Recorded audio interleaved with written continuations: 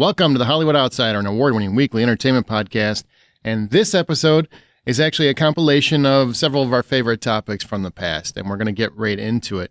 But I just kind of want to set the stage a little bit because we have a film festival that we are going to with the South by Southwest Film Festival, and several of us will be out of pocket, as well as I am prepping for the Beloit International Film Festival, which I am on the board of, and I have a lot of work to do with that. So there's a lot of things and balls in the air that keep us from actually doing an official podcast this week. But next week, we will have the South by Southwest episode.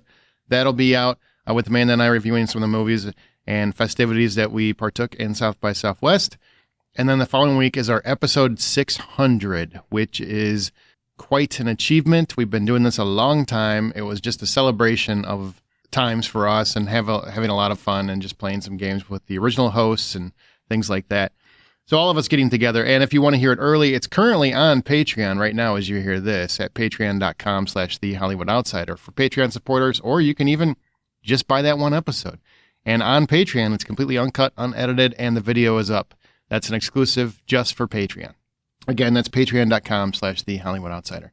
But for this episode, we're going back to some fun topics from the past. We're going to do pop culture debates, where first we do, some of our own choices of things in pop culture we want to debate, as well as some listener debates that we thought was a good time. And we're going to discuss when to end a franchise. I think everybody should be looking at that. You know what I mean? Like, it's time to kill some of these things. And then we're going to reflect back on our John Hughes movie Battle Royale. That was a great episode and movie Battle Royale, which we haven't had for a little bit. So it's always fun to revisit those. And I just want to say thank you guys for listening. So again, we'll have our South by Southwest episode next week, which is going to be full of movies like Another Simple Favor, The Accountant 2, and some other ones. And then some smaller indie films that you want to get ahead of. And just so you know, Everything Everywhere All at Once premiered at South by. So it could be a future Best Picture winner. You never know. You never know. Death of a Unicorn is going to be there. It's crazy. And then the following week is episode 600. And then the following week, we're going to take a week off.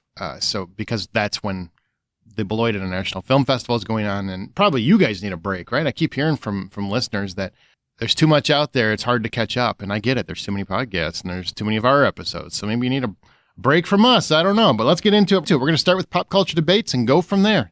Remember the hosts, in case I don't introduce them properly, because these are pulled from other episodes. Myself, Amir Peterson. Then we have Amanda Sink, Troy Heinrichs, and John Davenport. Let's start with pop culture debates.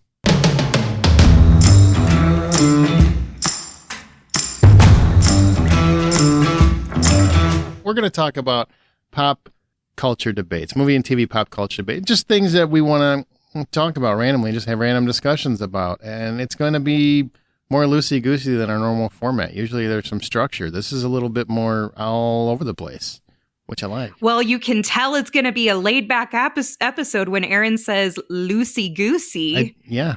It's better than as the descriptor. It's better than easy peasy lemon squeezy. That's one I can't stand. You know what? I love that. It is a classic. I am not a fan.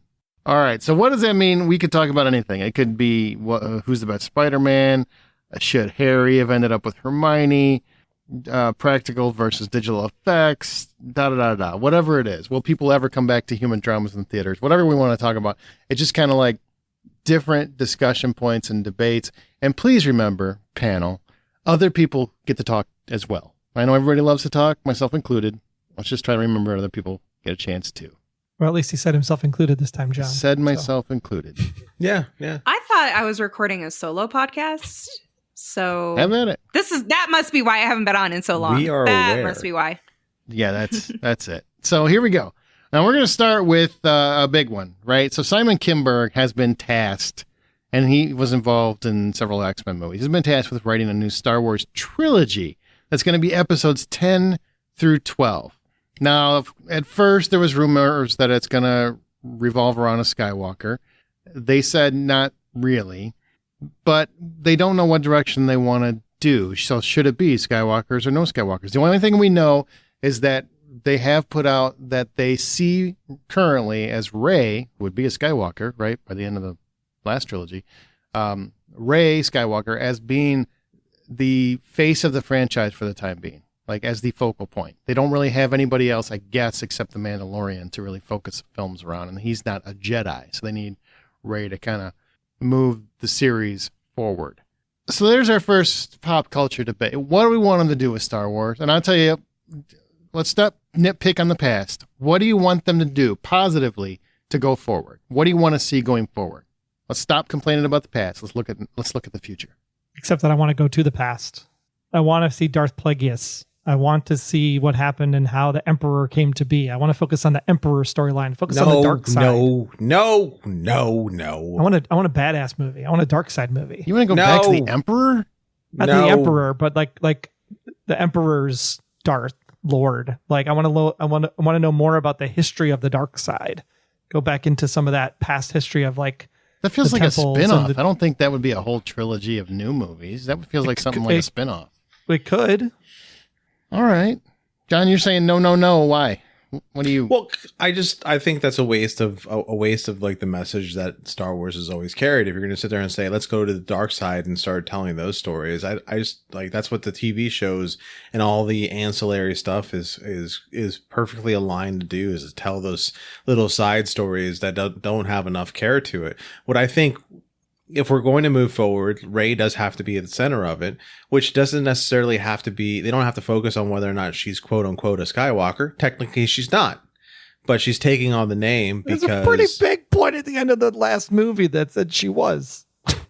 No, she's not. She's not biologically, but she basically claims the name at the end of the movie. She claims the name only because it to her, it was a sign of being light, as a sign of being good. I would say, for all intents and purposes, she's a Skywalker now. It was basically a way for her to denounce the name Palpatine, because that's where she came from, and took on the name Skywalker because she wanted to get rid of the dark side past. Disney refers to her as Rey Skywalker, so I would say she's a Skywalker. What I would like to see is her rebuilding the Jedi in her image, and the beginnings of rebuilding the Jedi with all the little issues that comes with, which is building the Jedi Academy. Then from there, that's her next movie, right? That's what she's doing in the spinoff that they're working on right now. Well, if it's like, yeah, but there's also more to it. There's the Jedi Academy spinoff that they're working on, but there's also more to it where it's, because with that they can go and bring in other Jedis, but then it's like, what happens to those Jedis and what happens to her as they're being released unto the galaxy to go and be Jedis? Do they become good people? Do they become like, do they start taking the rock star point of view of it? Because, hey, we're Jedis, we're pretty cool, we're gonna show up and be the world, the galaxy police, and that's what Jedis do. Or are they gonna be like, we're gonna try to keep balance, or we're gonna try to keep things good? Like that was the constant battle for a little while in some of the series, and they can easily do that as far as a way to tell a story with, and on top of that, adding additional forces to the galaxy that would cause havoc that they would have to correct. You obviously have a remnant of the empire that you would, especially since these last three movies, there's a remnant of the empire that you can have as constantly coming around, and also in this is New Order, though. It's not the Empire, it's the New Order. It's still the Empire, theoretically, I guess. Yeah. It's a offshoot of the Empire. It's the New Order, the Empire, the remnant of the Empire, whatever you want to call them. It's all the Empire. It's all the same idea. Let's go ahead and have a bunch of jackbooted psychopaths stomping their way through the galaxy, destroying things and putting them things in their own image. Cool. Like there's a lot of possibilities. It's just that they have to find the right balance between diplomacy and action to be able to tell a good story. So what you're saying is you want the new Jedis to like go out into the universe and kind of like find their way. So literally you're saying Star Wars is now Star Trek. I think that series would live long and prosper. Yeah. Oh my God. I don't think I said that at all.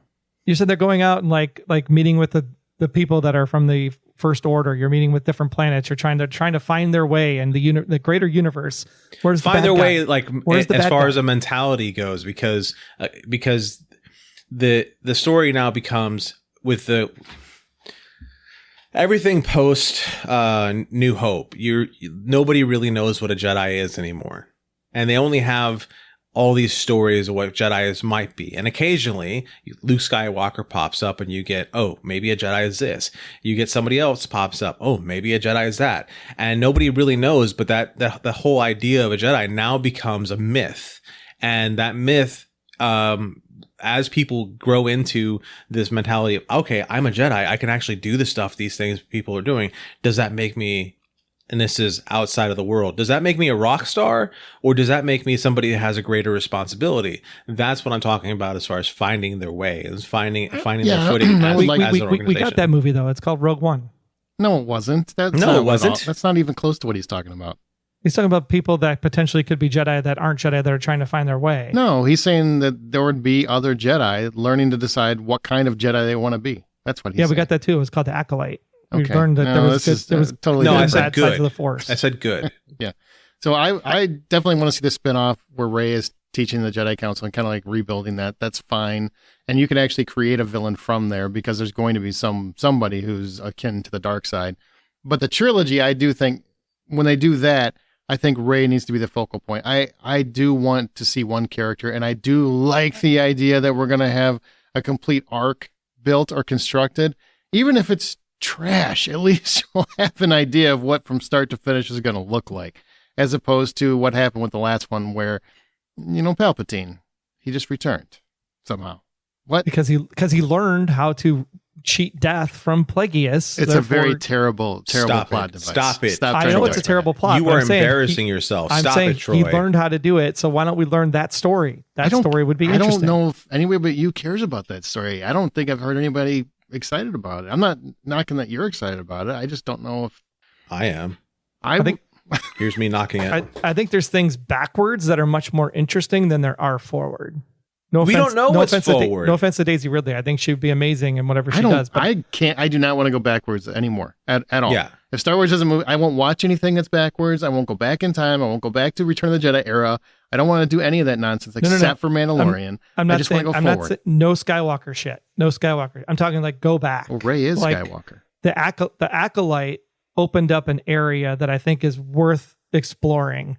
It was a crappy show. I agree written with that, poorly. but that can't be 10 through 12 because 10 through 12 is by definition the next chapters, not the next chapter that goes back to the past. I think as a spinoff, I would watch that as a spinoff. I just don't want it as 10 through 12. You don't want him as 10 through 12. Have they said it's going to be Ridley for 10 through 12, or is Ridley just doing the Jedi Academy movie? She's going to die in 10. They're saying they see her as the focal point for 10 through, like for the series going forward. She's not, they did not say she's going to die in 10, John. Someone's going to. That would be something different. Like kill the main character in the first part of the trilogy. Would and it then be figure out- different? Because I'm pretty sure it happened in the last trilogy. Yeah. I'm pretty sure Literally, the somebody first movie. spiked Han Solo in the chest with something for shits and giggles. Han Solo wasn't the main character. You don't. Han Solo is a main character. I'm not with you. When we're not doing this. No, we're not going to be contrarian today. Amanda, So, what do you got? real quick, yeah. I know the intention of your question here is to expand on what we foresee the future What do you of want? Star Wars, like what we would Yeah. want to see out of it. I don't have a ton of preference in terms of that. Obviously, I don't know the stories and the books and everything as detailed as you guys do. I like Star Wars for what they are, but my biggest thing is I would have really liked for them to come up with an idea and then decide to write a script versus, hey guys, we want you to write a whole nother trilogy. Figure out what you want that to look like. Because that to me is Disney not learning from their lessons.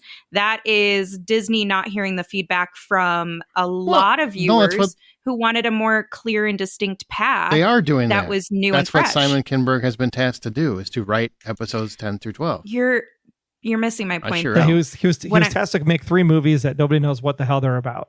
Exactly. Versus, hey guys, we have this great idea of how we can build another trilogy and make it something better. It's different when you have the development inside your brains about what you have for your vision versus, hey guys, we have to make something. So we've got to make it fit in this box because we have a project that's been assigned to us.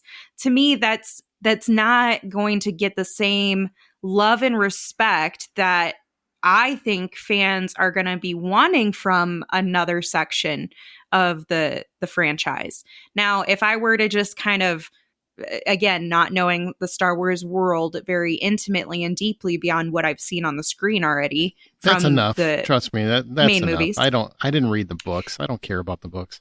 But that's the thing. You How should care dare about the you books. refer to Aaron as that kind of Marvel person. worked for 10 years because there was content that you could Yeah, pull out of. let her finish. I got it.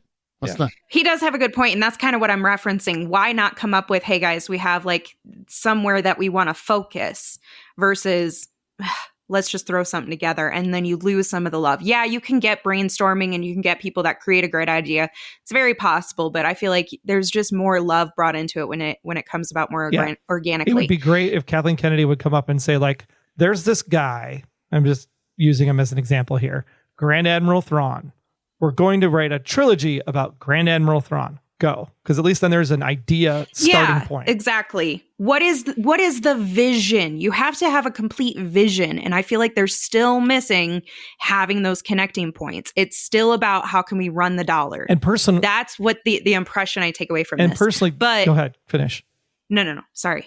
No. I would say, and personally, like the Acolyte introduced a really great idea. Are the Jedi actually good? Because they may be just doing what they think is right, but it's really not right. Other people have different points of view, and maybe the witches are right, and maybe the dark side is right. Like explore that, because that is interesting.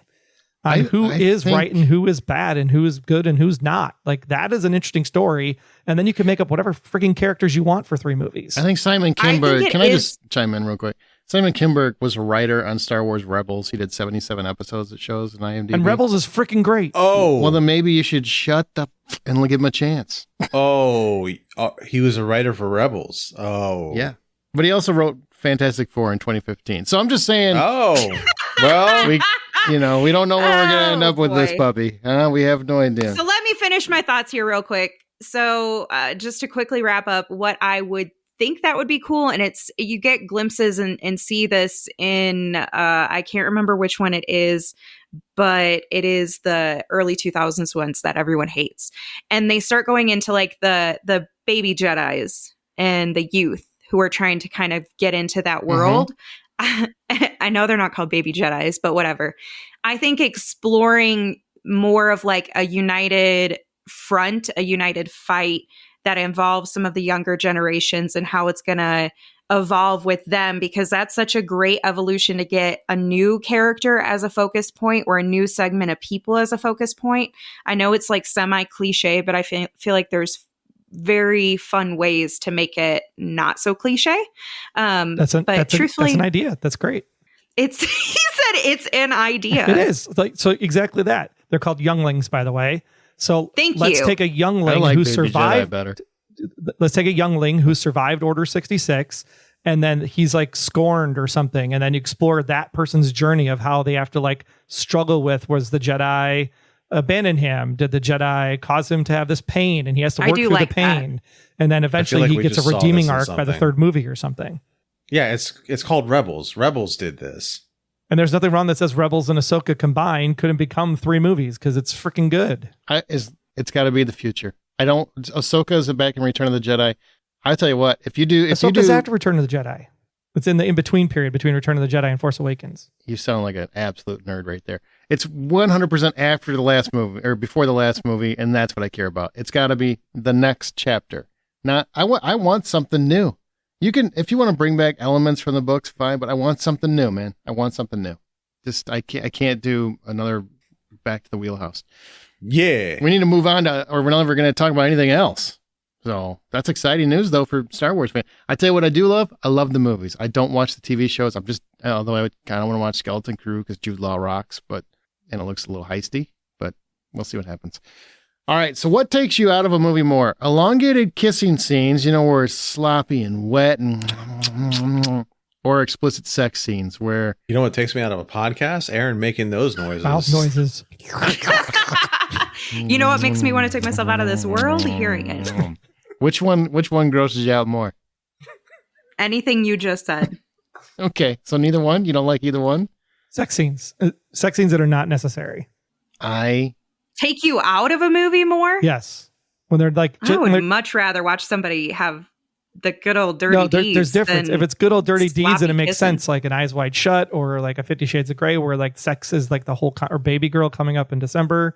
Like that makes sense. When it's just like, let's just go fuck around to fuck around, like that just takes you out of the movie. Easy, all right. Oh, can we F-bomb? No. Because I had to hold myself let's back. dial it back. He got a little carried away on the bad movie night. It wasn't a swear word. It was used in the context of how it's supposed to be used. I don't know. I don't like sloppy Mm. kissings. That's what I don't like. I don't like them. And honestly, I don't need to watch people share saliva for that I long. don't think most actors are very good kissers. And a lot of Agreed. times there will be, because of comfort factors and whatnot, people don't want someone else's tongue in their mouth, so they'll just lip lock. And that just looks ridiculous because nobody kisses like that. And if you do, you're never going to stay together because also you shouldn't. Director and cinematographer's fault for not shutting up the shot right and doing it more from a You know farther what, back. Troy? I was just going to say, you want to know the thing that irritates me the most about kissing scenes is when they fake the kiss. Like you're just now saying, when they've got, they're coming from a backward corner angle and they're creeping up over the shoulder. So you can't even see their freaking lips touching. And you're just supposed to pretend that their faces are sitting there moving around. I cannot mentally get past the thought of two human beings fake kissing. It makes me so much more uncomfortable than making out scenes and definitely more uncomfortable Tried than on a mannequin during the scenes. COVID years. What? What just happened here? I'm sorry. That I think I have to go. I just specifically, I'm saying they had to use mannequins to do kissing scenes during the COVID year. Okay. Oh God! Thank you for I don't know clarifying how because true that is, none of but- us thought that was. I Yeah, don't know how true that is. But you I don't. know that's true because we did a podcast on a TV show where they did it. Okay. Well, yeah, that's true. I forgot about that. But I just don't like sloppy kissing. It looks like two pickles rubbing on each other with all those tongues, and I just can't do it. I don't want any part of it. two pickles. Yeah, 'cause it's all wet and slobbery. You ever seen a wet pickle and seen another wet pickle like cross the swords? It's just, no, I can't do it. Mm-mm. What is happening right now? That Just is to way worse clarify than for your kissing mental mannequins. imagery, he must be talking about like sliced pickles because they're not wet, just always naturally on the Well, no, outside. when When you take 'em pull out of them the out of jar. the jar, they jar. they are. Oh, yeah, that's Pickle true. juice. When they're all juiced Yeah. up It and looks like a tongue. slobbery, I don't even know why I'm on his side right now. This was So you're a talking weird. about sandwich pickles, not spears and not holes. Just go ahead, John. Jesus. Go ahead, John. What do you got?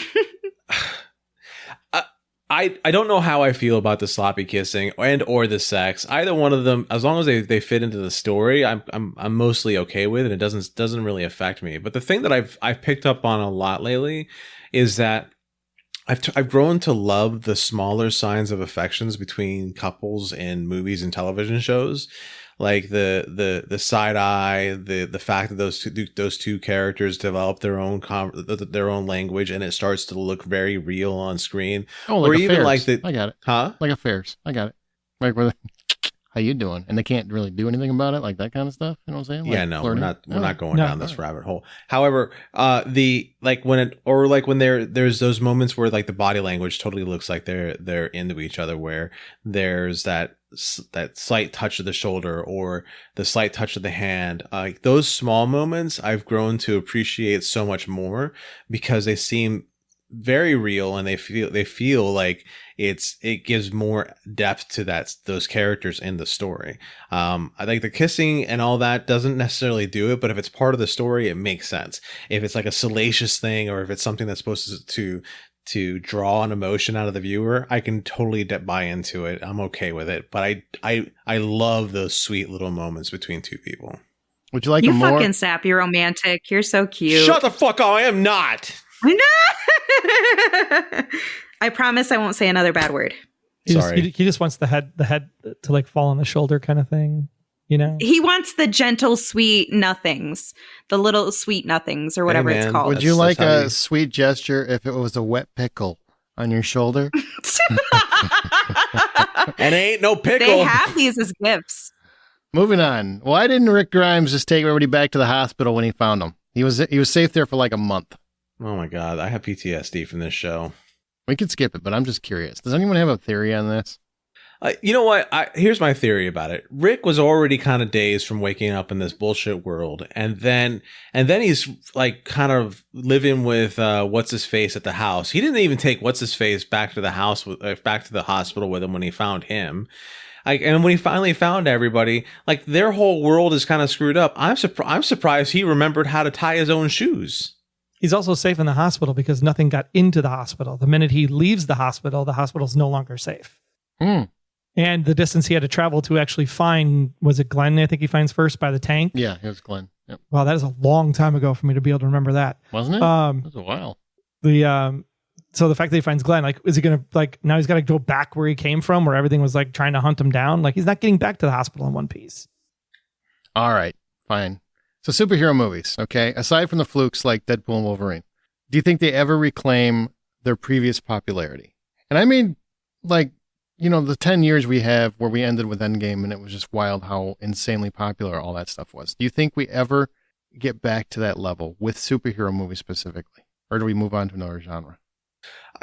I think it's time for them to remember how to get back to their roots, smaller budgets, simpler stories, things that are able to not only appeal to the comic book fan, but also to the person who's not a comic book fan. There you go. That was what was great about comic book movies when they initially came out, because they were still so grounded that the person who doesn't have that ability to pack away their ability to suspend their disbelief, that person was able to enjoy the movie enough to get into it. And then by the time that everything was cool and big and grandiose, they didn't care anymore because they were there just as happy as everybody else was. It wasn't until they derailed things by doing the multiverse and they started taking advantage of people's love for characters, and they started really taking away from their ability to keep themselves to a better standard of storytelling.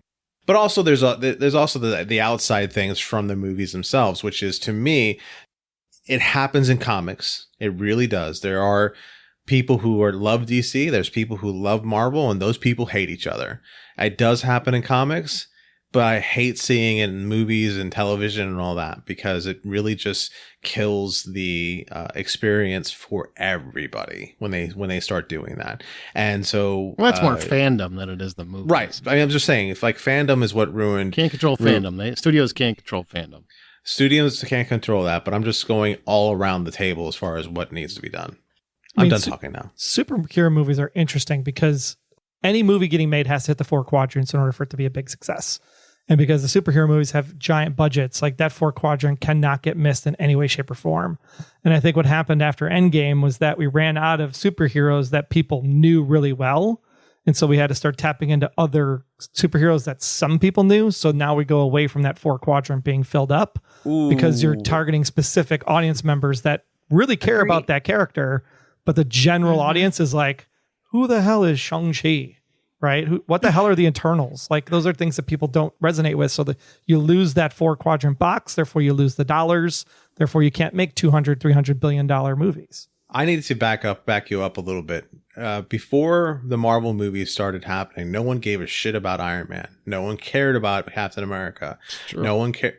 Like no one cared about Thor. But they cast people that people cared about. That's the difference. No, not back that's then. Completely opposite. Nope. Yeah. Nope. Robert Downey Jr. was a dead celebrity in terms of Hollywood. Like Chris Evans was not a bankable actor in any way, shape, or form. They brought those characters to life. Yeah, it wasn't until and the reason why, and if we remember, the reason why they had to use those characters specifically, as far as starting the Avengers, is because they're Marvel's biggest ticket items, Spider-Man and the X-Men and Fantastic Four, were owned by other studios. And Blade. Blade was a big hit at that point. I'm sorry. And Blade 2. So because they couldn't work with those, they had to do what they can to develop a whole story based off these characters that people didn't have the same kind of love for anymore. Sure, there were your diehards that loved some of those characters, but they weren't as popular as any of the X-Men or even Spider-Man, because the X-Men and Spider-Man had cartoons ever since the 90s that the rest of the characters didn't really have the same kind of grounding in. So yeah, they can create new characters. I mean, Thunderbolts look like it'll connect with people, and you just got to connect to people. Yeah. With whatever the new character is, or lesser known characters are. Yeah. Ant-Man was a lesser known character that people weren't that popular. That wasn't that big of a deal, but they made Ant-Man work. Because it was Paul Rudd. Paul Rudd is cute. But that was no, when they because of the character. Well, you're just like trying it. You're sounding so sure of yourself, and you're just like, I don't even think you're sure. I don't think Ant-Man works if it's not Paul Rudd. Well, most movies don't work if it's not cast well. That's what I'm saying. The lesser known characters were cast with people that people knew. That's not what you were saying. Yeah, that's not what you were saying. Like Robert Downey Jr. might have been like a down and out actor at the time when he got cast, but people know the name Robert Downey Jr. People know the name. That's Paul Rudd. not why it worked. Robert Downey Jr. was not even a leading man at that point. Like he was like a supporting actor at best. He did a couple roles that got him noticed for sure, but he was on the brink of being cast out of Hollywood. They couldn't even insure his ass. Yeah, he was kryptonite for a little while. He was kryptonite. It was a big deal. Like when Favreau said it had to be him, he had to like sell a testicle to make it work. Okay, that part's an exaggeration. There were no testicles exchanged. That I'm aware. There were 3,000 testicles exchanged. Can I share my theory real quick? Yeah, go for it. So I think because Never mind, I don't want to hear mostly it. About I think it was mostly about timing. So in the 80s to 90s is when you had your peak of comic book sales and when people were most invested in them. Typically they were youth going into teenage years, and then it started as it continued progressing, it really got into different generations and started to kind of bleed out as something to kind of understand and dive into a bit further.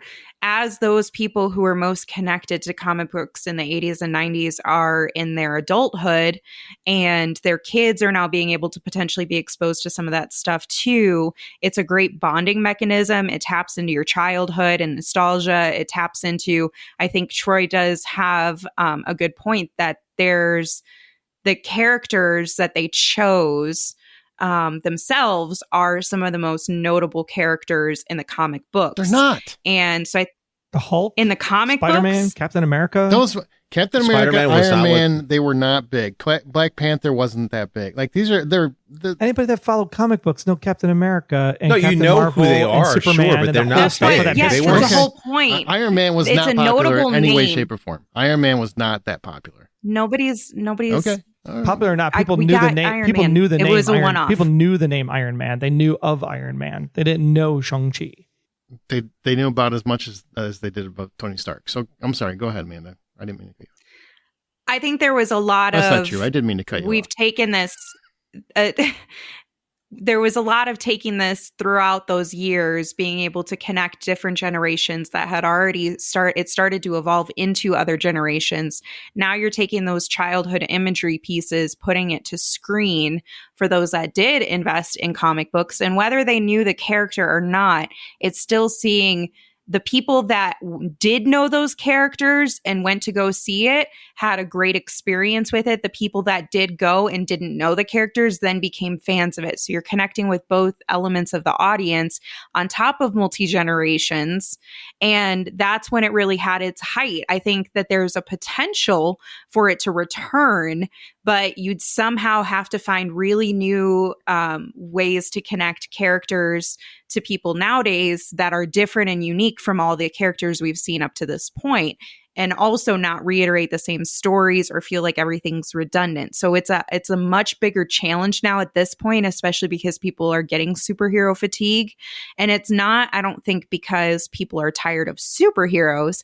I think it's because people are tired of the mediocrity within superhero movies. And if you can bypass the hump of the very average slope of it, if you can intentionally invest your time, your money, and your efforts into value-added characters and value-added stories that have something unique or fun about them, people will get interested in it again. They're not lost on superheroes. People still buy superhero shit. They're still going to watch the Penguin, even though we're talking like DC specifically there. Like, people are going to stay involved in those, but you have to make good stuff. And when you had your height of films around really great characters, whether you knew them in the beginning or not, you grew to love them and you spent 10 years with them. good luck finding that same magic in a bottle again. I think it's going to be incredibly difficult to get that same level of interest in superhero movies in particular. And I think you'll have a great time if you could start to, I don't know, patiently wait them out and just go back to spending time where, okay, nobody knows these characters, nobody knows these actors. We've got to make one hell of a movie versus everybody knows these characters, everybody knows the story. They're going to come and buy it anyway. And I like your timing theory because I also think the thing that sells the most is conflict, war, right? Like war is happening right now. The battle between red versus blue, war sells entertainment eyeballs. And the fact that DC and Marvel were both firing at the same time, and you're getting this battle of is DC better, is Marvel better, and all of that noise was also fueling the engine of the cash. I think that was something that also helped. And then when DC started to falter, you also saw Marvel start to falter at the same time. Yeah, it was a competitive landscape too. Like they never really got to Marvel numbers, but but you had, when it comes to the audience, it's all competition. It's my fan base versus your fan base, my content versus your content, depending on which side you end up on. And Troy has a great point to it. Your grandma sitting by the fire. Oh, it sounds like we're getting ready for our Christmas episode. All right, so let's move on to something else. So Ryan Reynolds recently said that Eddie Murphy was criminally robbed of an Oscar for his performances in Nutty Professor and Clumps. And I get what he's saying. He's saying because, unlike, Peter Sellers, who basically just played the same version of himself over and over, like Eddie Murphy was playing completely different characters, and that's very unappreciated, especially by the Oscars. So I know we've kind of talked on this before, but are the Oscars just flat out snobs? Like, because they don't really consider much outside of those dramas that we're so used to. And here's what I'll say. So I had this thought while I was watching Heretic, which we're going to talk about soon, right? This is a movie that takes, I thought more after that movie was over than I have any movie in a long time. And it's not my favorite movie of the year. That would be My Dead Friend Zoe. Trailer's out soon. But maybe next year, because it hasn't technically released. Well, trailer's out now. Cheap plug, because Aaron got his own nice little plug in the trailer. Yeah, they used my quote. Go look at it. Yeah, Hollywood Outsider right there. Bam. Good job. Thanks. And it's the last quote in the quote sequence. It's the one that people remember. It's a great screenshot too. I'm actually going to print that. It's great. That's Fits right on top of the folded flag. Oh, it's beautiful. Have that tattooed on his butt. So what was I right even next to the about? other ones? Oh, anyway, so I'm, that's a horror movie, right? And I think it'll probably be kind of cast to the wind by the time Oscars roll around because they don't really put too much stock in horror movies. Silence of the Lambs is a very rare exception, and I would not even call that a horror movie. So even though some do, but man, do I think they just are complete snobs to genres. I think they're absolute snobs and they're kind of assholes to people that work in genres. I think comedy is extremely hard. Comedians are very rarely rewarded. You have horror and science fiction and those kind of genres that are taking really, really, don't get me wrong, there's a lot of dumb shit like Time Cut on Netflix, but there's a lot of like really interesting, insightful science fiction and horror and other genres that are just out there for the world to see that are really thought provoking. And it bugs me to no end that hasn't changed in all the years. It's still the heaviest drama, the loftiest goals that someone has to overcome, blah, blah, blah, blah. But something like Heretic, which is a very small movie that is going to make people think and actually found a way to make talking about religion entertaining, which is very hard to do, and made it work. Like stuff like that, we should be rewarding.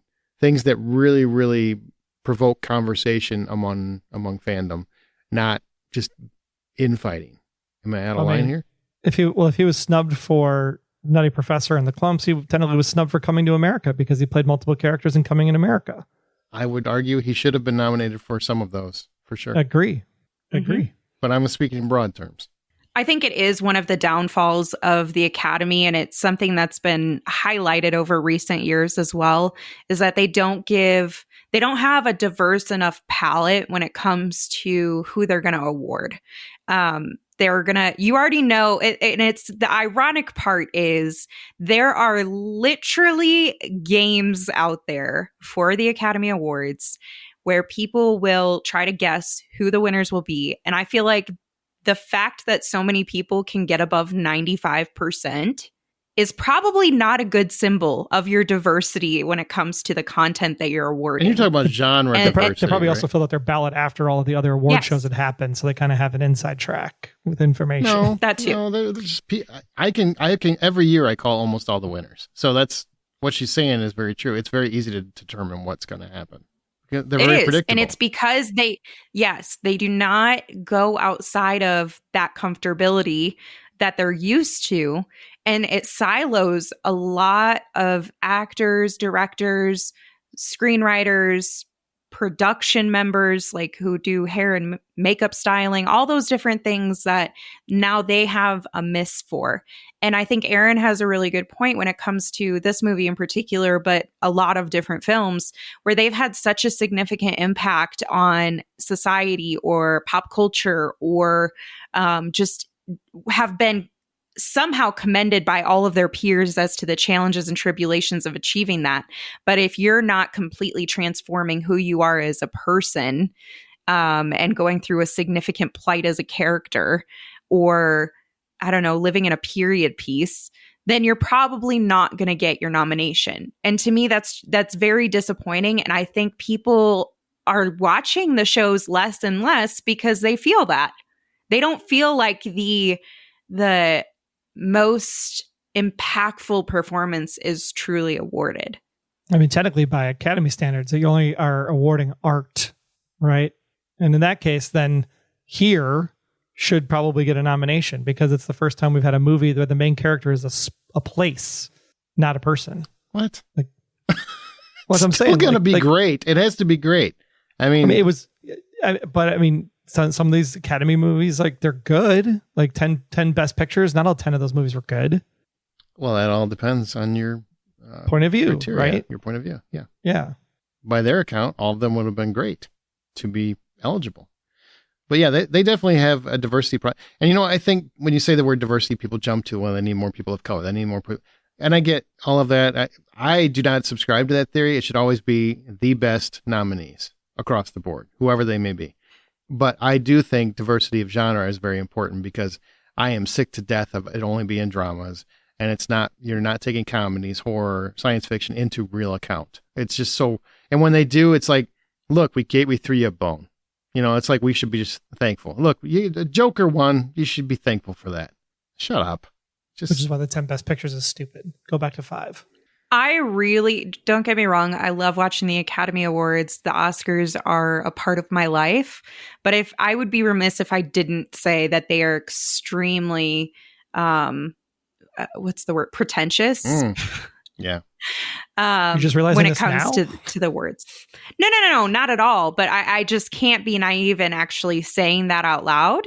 I feel like it has to be acknowledged that, yes, I'm not a hypocrite. I do watch the Oscars, but I also recognize they have some faults. So I hope that it improves, and they seem to be more open to accepting feedback, kind of, because they've been making changes over the last few years to try to probably up the numbers because they've been declining. That's a big reason why. But you're only doing things that 9 people have seen half the time. And you're awarding the same people year after year. They're doing the same type of roles year after year. We're talking about the Oscars, not the Emmys. Right. Well, it happens to both. The Emmys are even worse. The Emmys are way worse. Yeah, you'll have the same show that's nominated and wins 25 I don't even seasons in a consider row. that a real awards show. Like, that's why we don't even cover it anymore. I don't even care. No, everybody's drunk at the award show. It's just an entertainment show. All right, Troy. Let's then we each those were some of mine. So Troy, you get to throw one out here. What do you got? What's mine was, should there be a max length for trailers before the movie starts, and should people be let in after the movie starts? I wish trailers were a little he means like before the movie starts. Total runtime. I think it should be 10 minutes. I think that's 5 trailers. They should be capped at like 2 minutes. They're going to stay at 2.5 minutes, which are most trailers are 2.5 minutes long, if you didn't know. Three of them are good. I'm good with 10 minutes. So 4. 10 minutes. And should they be let in after it starts or before? I think Hitchcock would say no.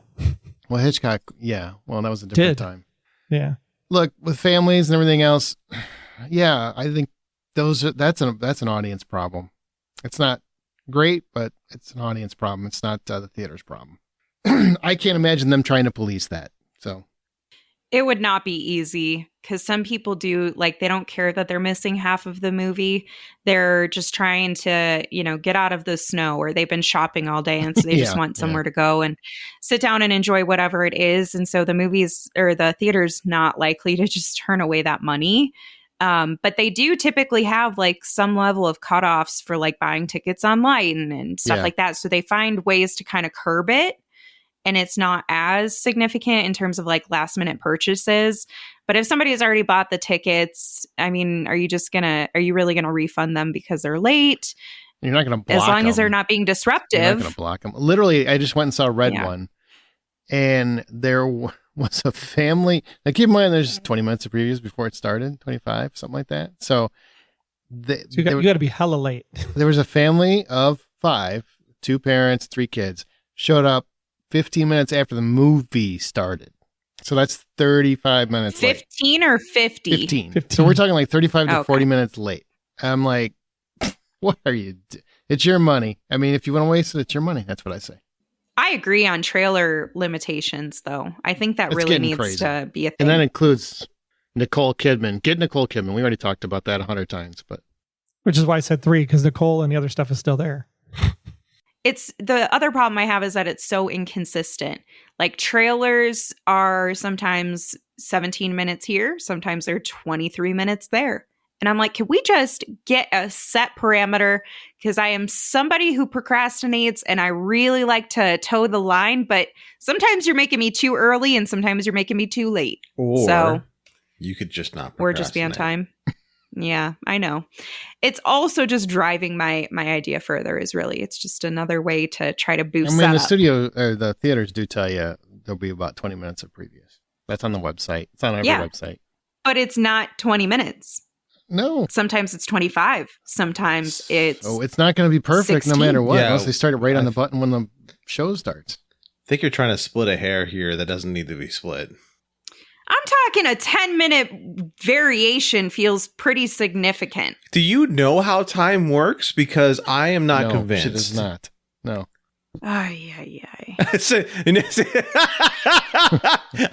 I love how I have no retort for this.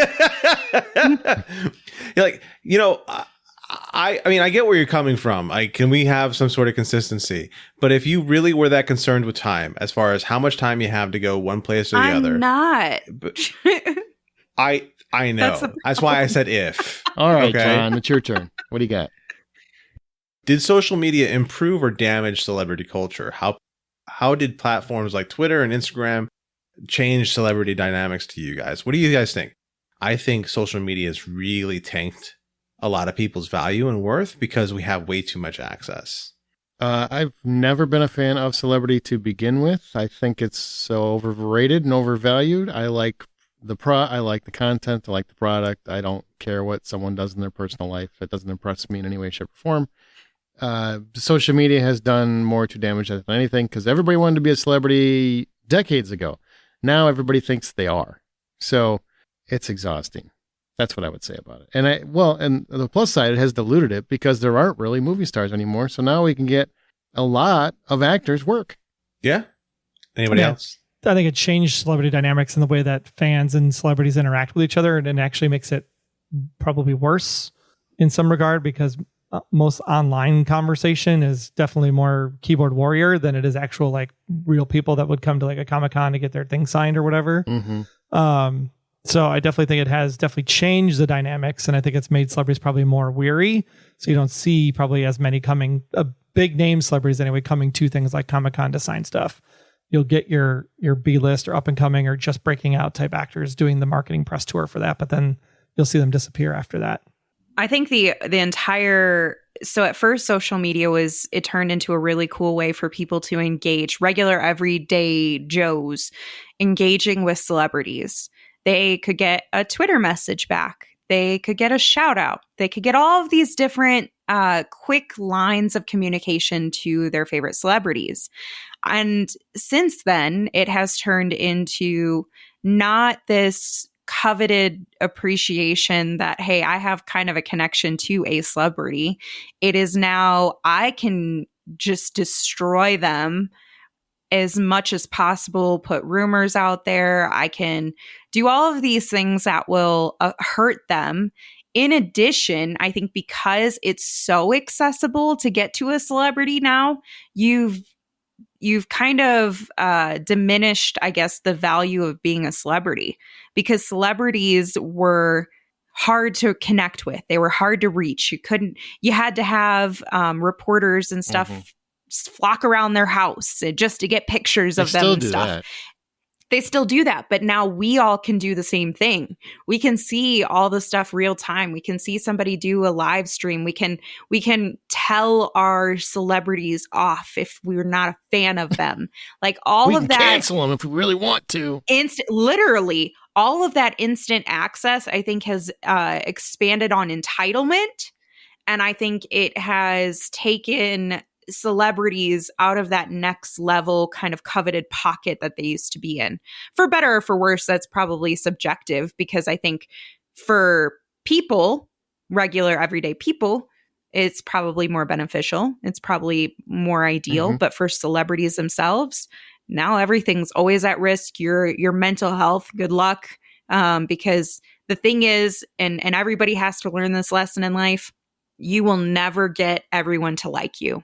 Someone out there inevitably does not like you, and you might not have even ever met or talked. They might have just seen you or heard about you. But the point is that you're never going to be able to make everybody happy. And when you have constant access to hearing people being dissatisfied with not just you, your appearance, your body, your weight, what you look like, how you talk, how your lips move, but also who you are as a person, who you are as an actor in your work. Literally, I've judged people for how their lips move. So that's a personal one here. I'm like, your lips look weird. But it's because you're constantly evaluating and assessing them and passing judgments elsewhere. And you're giving them those judgments in real time that they can see. There's been a huge uptick of celebrities taking themselves off social media because of that, because people have gotten very vile and evil and just super gross in terms of how they treat people. And it's not just celebrities, it's everyone. But c'est la vie. Yeah. I think that celebrity culture is very different. Yes. Nice. All right. I'm going to go ahead and move on to my next question. So adaptations, it's something that we always get. It's something that we love or appreciate, but should adaptations stay true to the source material, or can they be modernized for contemporary audiences? Don't care. Make a good movie or a good TV show. I'm tired of that battle. I think that battle's gotten exhausted. I think you should try to be as faithful as you can, but if you can make something better in a different time period or fine. Uncharted, I really enjoyed Uncharted, and that is nothing like the games. I would have rather, going into it, have had the game that I played, but when I watched the movie, I'm like, this is really fun. I enjoy it. I would watch this again, so I have no problem with it. So as far as I'm concerned, just make a great movie or TV show, and I think all will be well. Fallout is another great.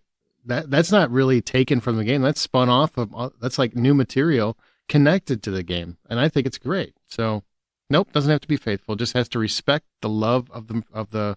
Well, I guess it has to be respectful of the original content. I think it has to honor the medium that it's being used to tell the story. If you're going to tell a story that was written for a book, like you can do things in a book that you can't do on a screen. So you got to make the changes in order to make the thing work on the screen. 11/22/63. It's a fantastic book. It's really great. And the 8-episode miniseries on Hulu was also pretty darn great. And it changed a whole bunch of stuff. And it took a bunch of stuff out of order. And it was fine because the essence of the story was still there at the end of the day. But they had to leverage things for TV that were different. And so, yeah, it's totally fine to make a change to an adaptation. Just stay truthful to the concept that's being told, but tell it in whatever way makes sense for the medium you're using. For me, adaptations, in addition to everything you guys said, I think also need to take into consideration what the source material actually is, the content, because that makes a big difference. If you're telling a fictional story that was like a novel that was written some 100 years ago or whatever, cool. Go ahead and modernize it, change it, make it different. If you're going to tell the story from, let's say, even if it is a novel or something, but it's about a real situation or real circumstances, and you're trying to depict that, then I think you need to try to stay true to what that content is. Does that make sense? Yep. I think it's similar to Yeah, what it Troy does. said. All right, that's great. But Amanda's is your that turn. better? Yeah, go ahead, Amanda. Okay. So I have a couple here for you All guys. right. My first one is, what constitutes a proper vampire for you? So what rules must always exist? And then do you have any favorite written or visual examples of your favorite fiends? Rules. But I think the debate that I hear sometimes is when people watch a horror movie with vampires, it's do they have to get invited into the house? Just call these off and we'll just go through them. Come on, let's just make this easy. Okay. Yes. I say yes. Can they sparkle? Wait, hang on. These dickheads didn't. Wait, back to do they have to be invited? I say yes. Yes. What do you guys say? Yes. I say yes. Okay. I say yes, absolutely. That's a cool rule. So that one's covered. Yes. Can they sparkle? No. No. No. I mean, I they ask. can sparkle. They don't have to sparkle. No. They shouldn't sparkle. Duller the better. I want my dark vampires. Does garlic fend them off? Fend them off. I'm indifferent. Yes. I'm indifferent. Crosses. Yes. Fending them off. Yes. But you got to have faith for that to work on me. You gotta have faith, faith to faith. No, dipshit. It's from Fright Night. I know. He was in a singing mood I today. guess. Yeah. No reflection in All right. no reflection in the mirror. Yep. But I do think George Michael would ward them off too. Yeah. Probably. Wards Troy me brought off. up a good Yeah. one. Reflections in mirrors. You know, that's Yeah, a great definitely. giveaway. You got to have a giveaway, right? Got to have a way to tell. Mm-hmm. Mhm. What about how someone can be turned into a vampire? Steaks. They're just bit So- by them, right? And then they turn. Oh, Well, here's the turned thing. into a vampire. Do they turn into a vampire? Do They they eat a steak. just That's have what to I get? Do they have to get sucked on, or do they also have to do the sucking? Oh, I think they have to Ow. get sucked on and then suck off. I think that there's a I think you have to Wow. take 2 pickles. Wow. No. That was a great one of them. return. One of them is a spear. The other one is a dill. Yeah, rub them together. You're a vampire. I like the way that when you have to have it both ways. And you know what? So it's a very, historically, gothic horrors and vampires are very sexually explicit, and it was intended to be that way. And it was intended to give off that sexual nature of biting into someone, taking what is keeping them alive, sucking it in, and then also doing the same thing. Yeah, in reverse. I like It's that wildly version sexual. better. So if it's my rules, then I would say yes. It's got to be both ways. Yeah, I'm a suck on, suck off kind of guy. Okay, Troy. I don't know. I think if they're bit and they're marked, then you have to actually do the sexy time to make them actually turn. Does their body disintegrate when they are killed? They gotta whether it's explode. They gotta decapitation or explode. steak? They gotta go boom. Yeah, I like the exploded boom boom. I want to add a little bit more to this suck on, suck off thing. Don't make it weird. The Why? reason why the reason why I think it has to be that way, right, is because let's say in the advent that a vampire takes on a Renfield, so it's not someone they want to turn into another vampire, but somebody that they feed on but use as a servant. So sure, they use that person as a backup blood bag every now and again when they There you need go. some blood, but they have to keep that person around for as long as possible. So how do you do that? Well, if you keep feeding me, eventually I'll let you suck me off, and then you'll be a vampire too.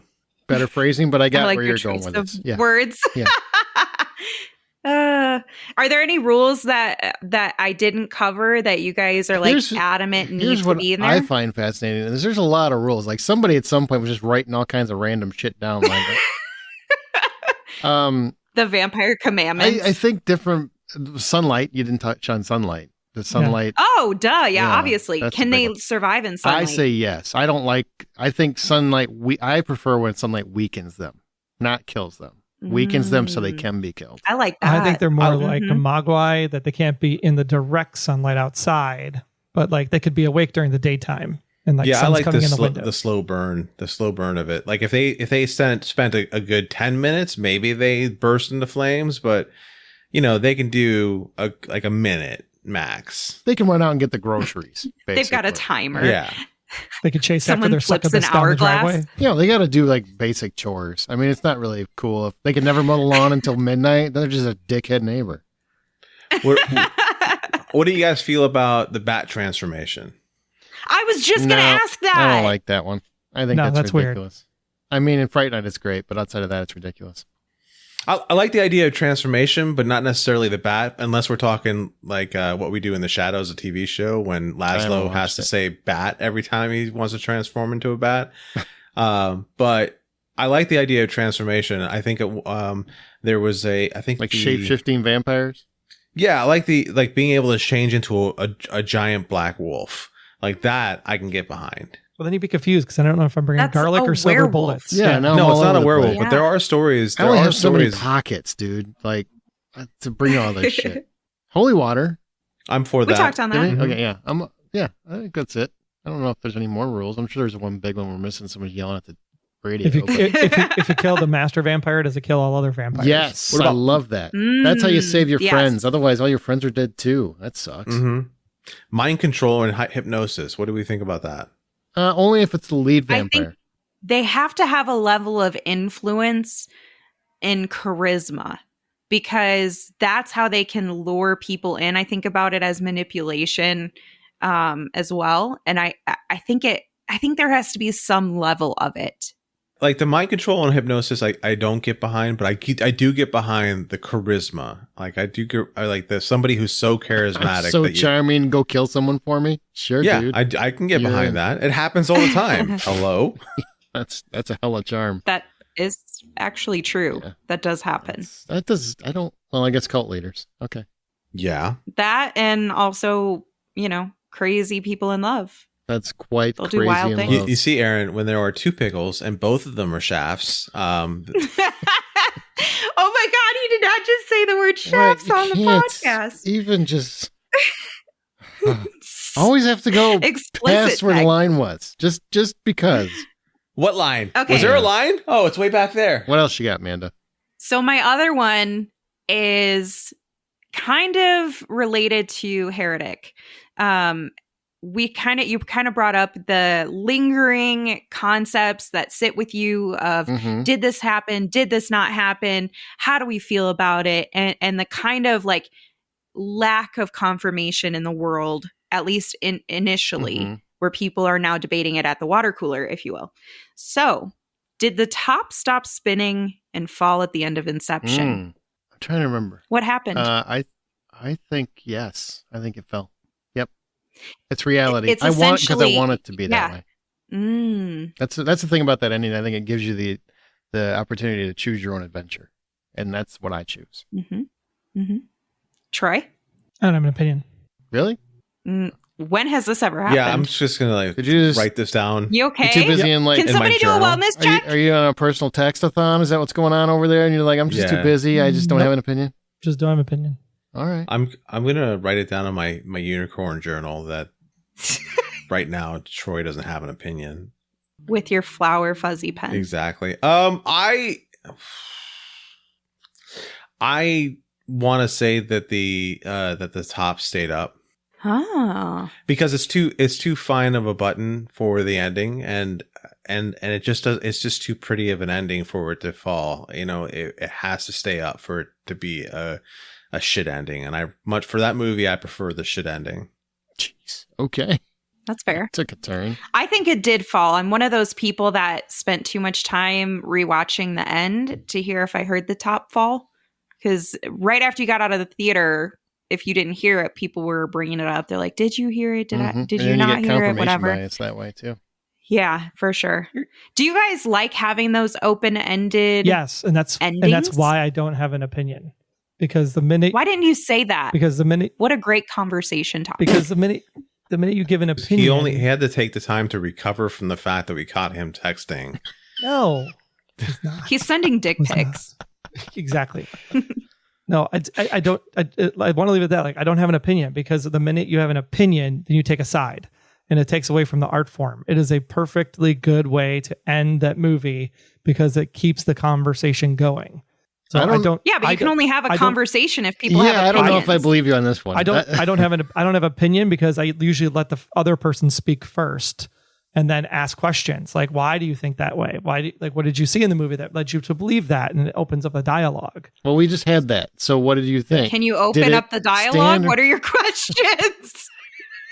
My point of view on it is that if it falls over, then great, he's back home, everybody happy ever after. If it doesn't fall over, great, then he's just as fucked up as we always thought he was. You know, both endings are good.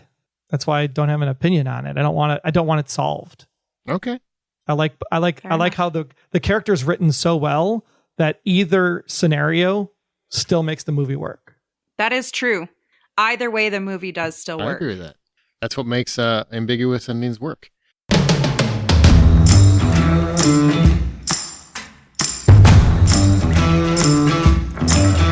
We're going to go into our From the Outside In topic now. When is it time to end a franchise? Like, how do you know it's done? And seriously, so Saw X is out. So actually, reviews I think are pretty positive on that one. The Expendables 4 is out, and been out. It's probably gone by the time you're listening to this. Honestly, it did so poorly, but you can still find my review on the website, and it was not good. It was not good. So not good. I didn't even want to bring Stallone back for a review, and boy, had I planned on it. Damn it. It was very disappointing. But then you've got, Fast X. There's another Fast and Furious movie coming. 11 is coming. Mission Impossible, 17, on and on and on. So how many movies does it take to end it? And I just kind of want to open that up. Like, we all like some of these franchises, but do you ever feel, obviously, we're the problem, right? Yeah, we are the problem. We fall in love with these characters. We end up going along with them for God knows how long, and then they come to a perfectly good end to their story. But because people are always, and especially now because studios have the ability of seeing in real time the kind of chatter that's happening with their properties, especially because they can see in real time what the chatter is about their properties, that you start going beyond what it is that end of the story is. So then you're like, okay, well, we reached a perfectly good place to stop, but now they're going to start making crap up, and then you can really see the crap in it. I think that's the key. It's like when you start making stuff up. But there's like the Hunger Games and Lord of the Rings and that kind of stuff. It's like you knew that there's going to be content because the books were out there, right? Look, Game of Thrones, it's out there because the content is out there. But when you're making something like Fast X, where there isn't the content and you're kind of going as you go, as long as there's a good story, keep going forever. The problem is that there wasn't a good story because you start bringing people back from the dead who were clearly blown up in a freaking car in one of the worst movies that should have ever not made the silver screen at all because it's bad. Is this where you turn into Martin Scorsese and start saying that cinema's dead because of these kind of movies? No, it's just the Fast series never should have brought Han back ever. Like that just was dumb. That was the jump to shark form. Fierro in space, totally could buy it.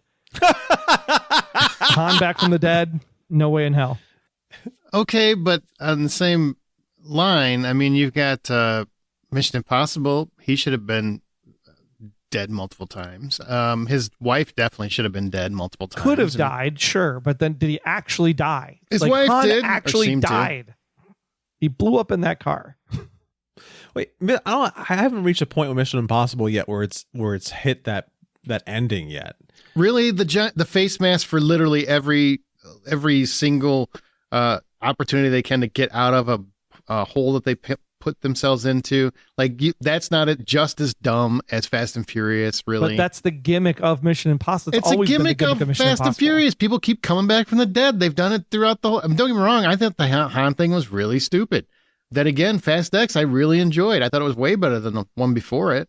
And the idea that The Rock, skip ahead a minute, that The Rock is coming back, that just gets me excited even more. So, and the other one coming back gets me excited too. So like all these characters coming back, I know it's ridiculous, but I think it's into that kind of But film. the other one coming back is plausible that they could come back.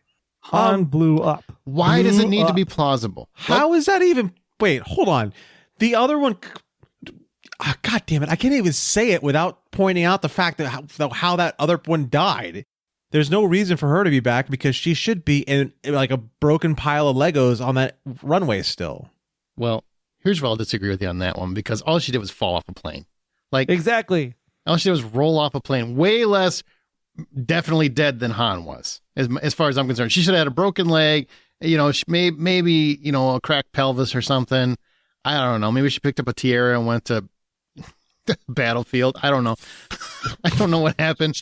But she could have had a utility belt like Batman and just, That's what I'm saying. propelled herself down. Maybe if we do a crossover, wouldn't it be awesome? Hey, there is another Wonder Woman movie. Who knew? It's like Are we crossover. trying to end franchises or keep them going for no good reason? Honestly, I stopped. We're just Remember what basically the saying topic there's was. plausibility in certain people coming back and there's not plausibility for other people coming back. Yes, but it Okay, goes back to what I was saying, which is why does it have to be plausible? If it's in a movie movie series as ridiculous as this, it is not based on any real thing. And superhero movies do it all the time. They never kill superheroes, anyone though. off. These are superhero movies. Those are superhero movies. Everybody hates Fast and Furious. They are think we've superhero lost the movies. plot here. No, the plot was when should it end? And When- it should when should end it when end? it's no longer plausible. So And the story I'm makes saying that why do they have to be plausible? This is what a discussion is, John. It means we don't all have to just say our piece and hang up.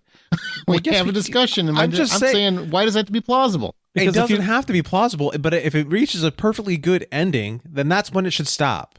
But what's a good ending? A good ending to you would Yes. not be a good ending for me. Exactly. Who determines that?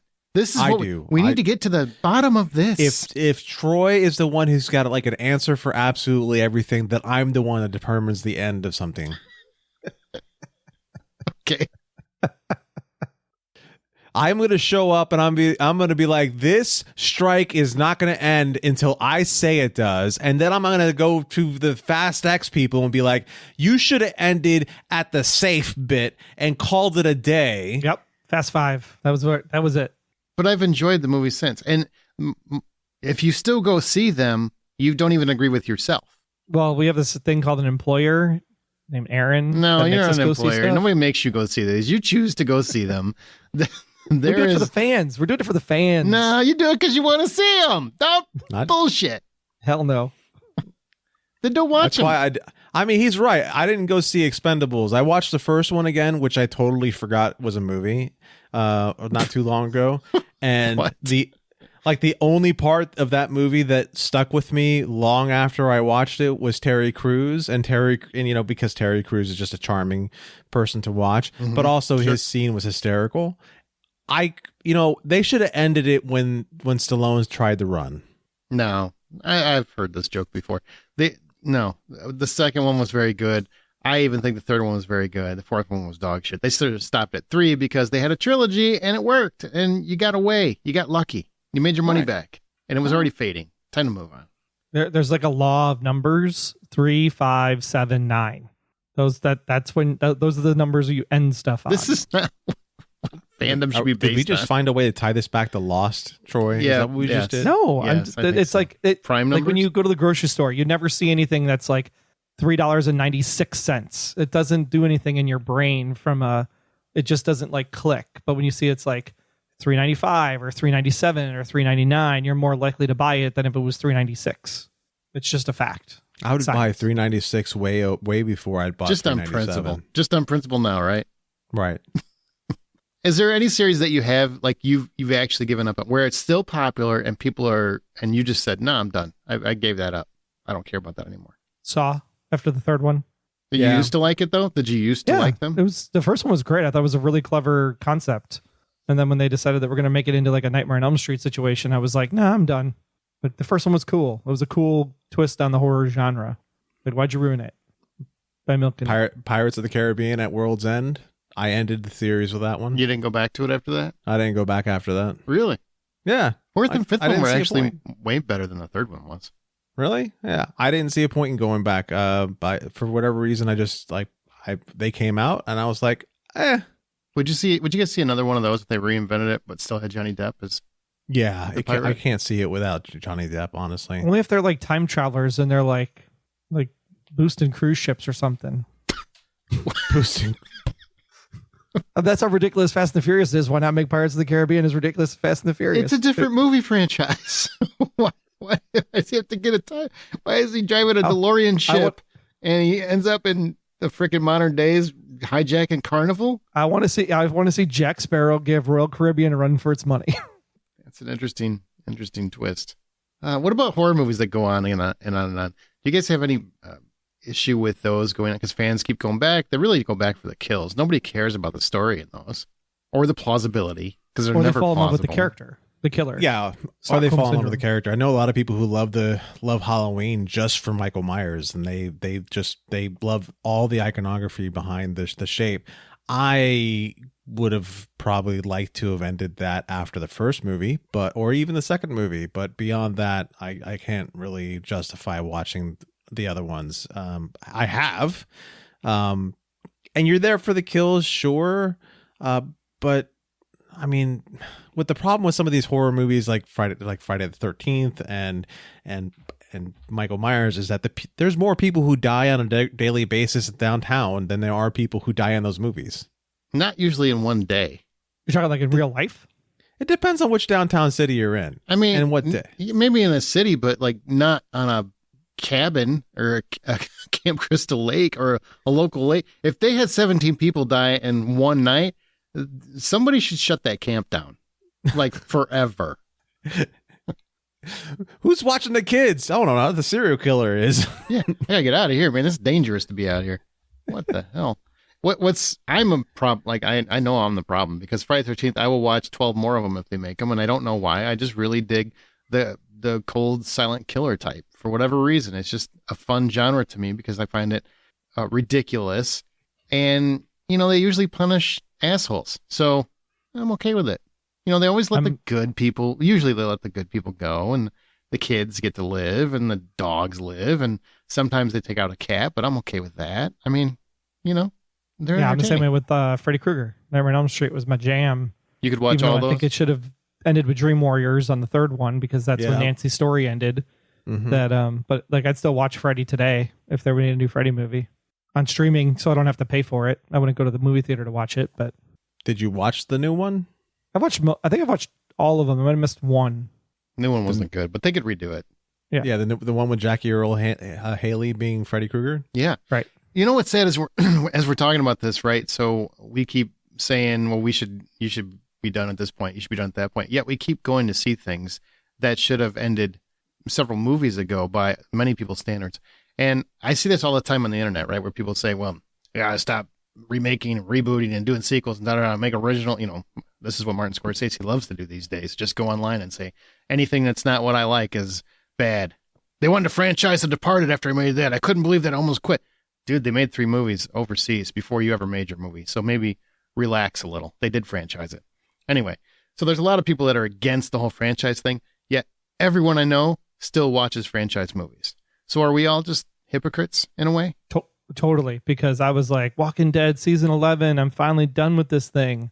And then a minute Walking Dead season 11 ended, it was like, and we're having the final season ever of Fear of the Walking Dead. And I was like, well, crap, I've missed 3 seasons of that. I should just probably finish that. So I started watching Fear of the Walking Dead again. And then Daryl came out and Dead City came out. And I'm just like, nope, I'm still watching The Walking Dead. Daryl finally came out. Good for him. Not like that, John. Oh, The show came out. I thought they were really being progressive with that.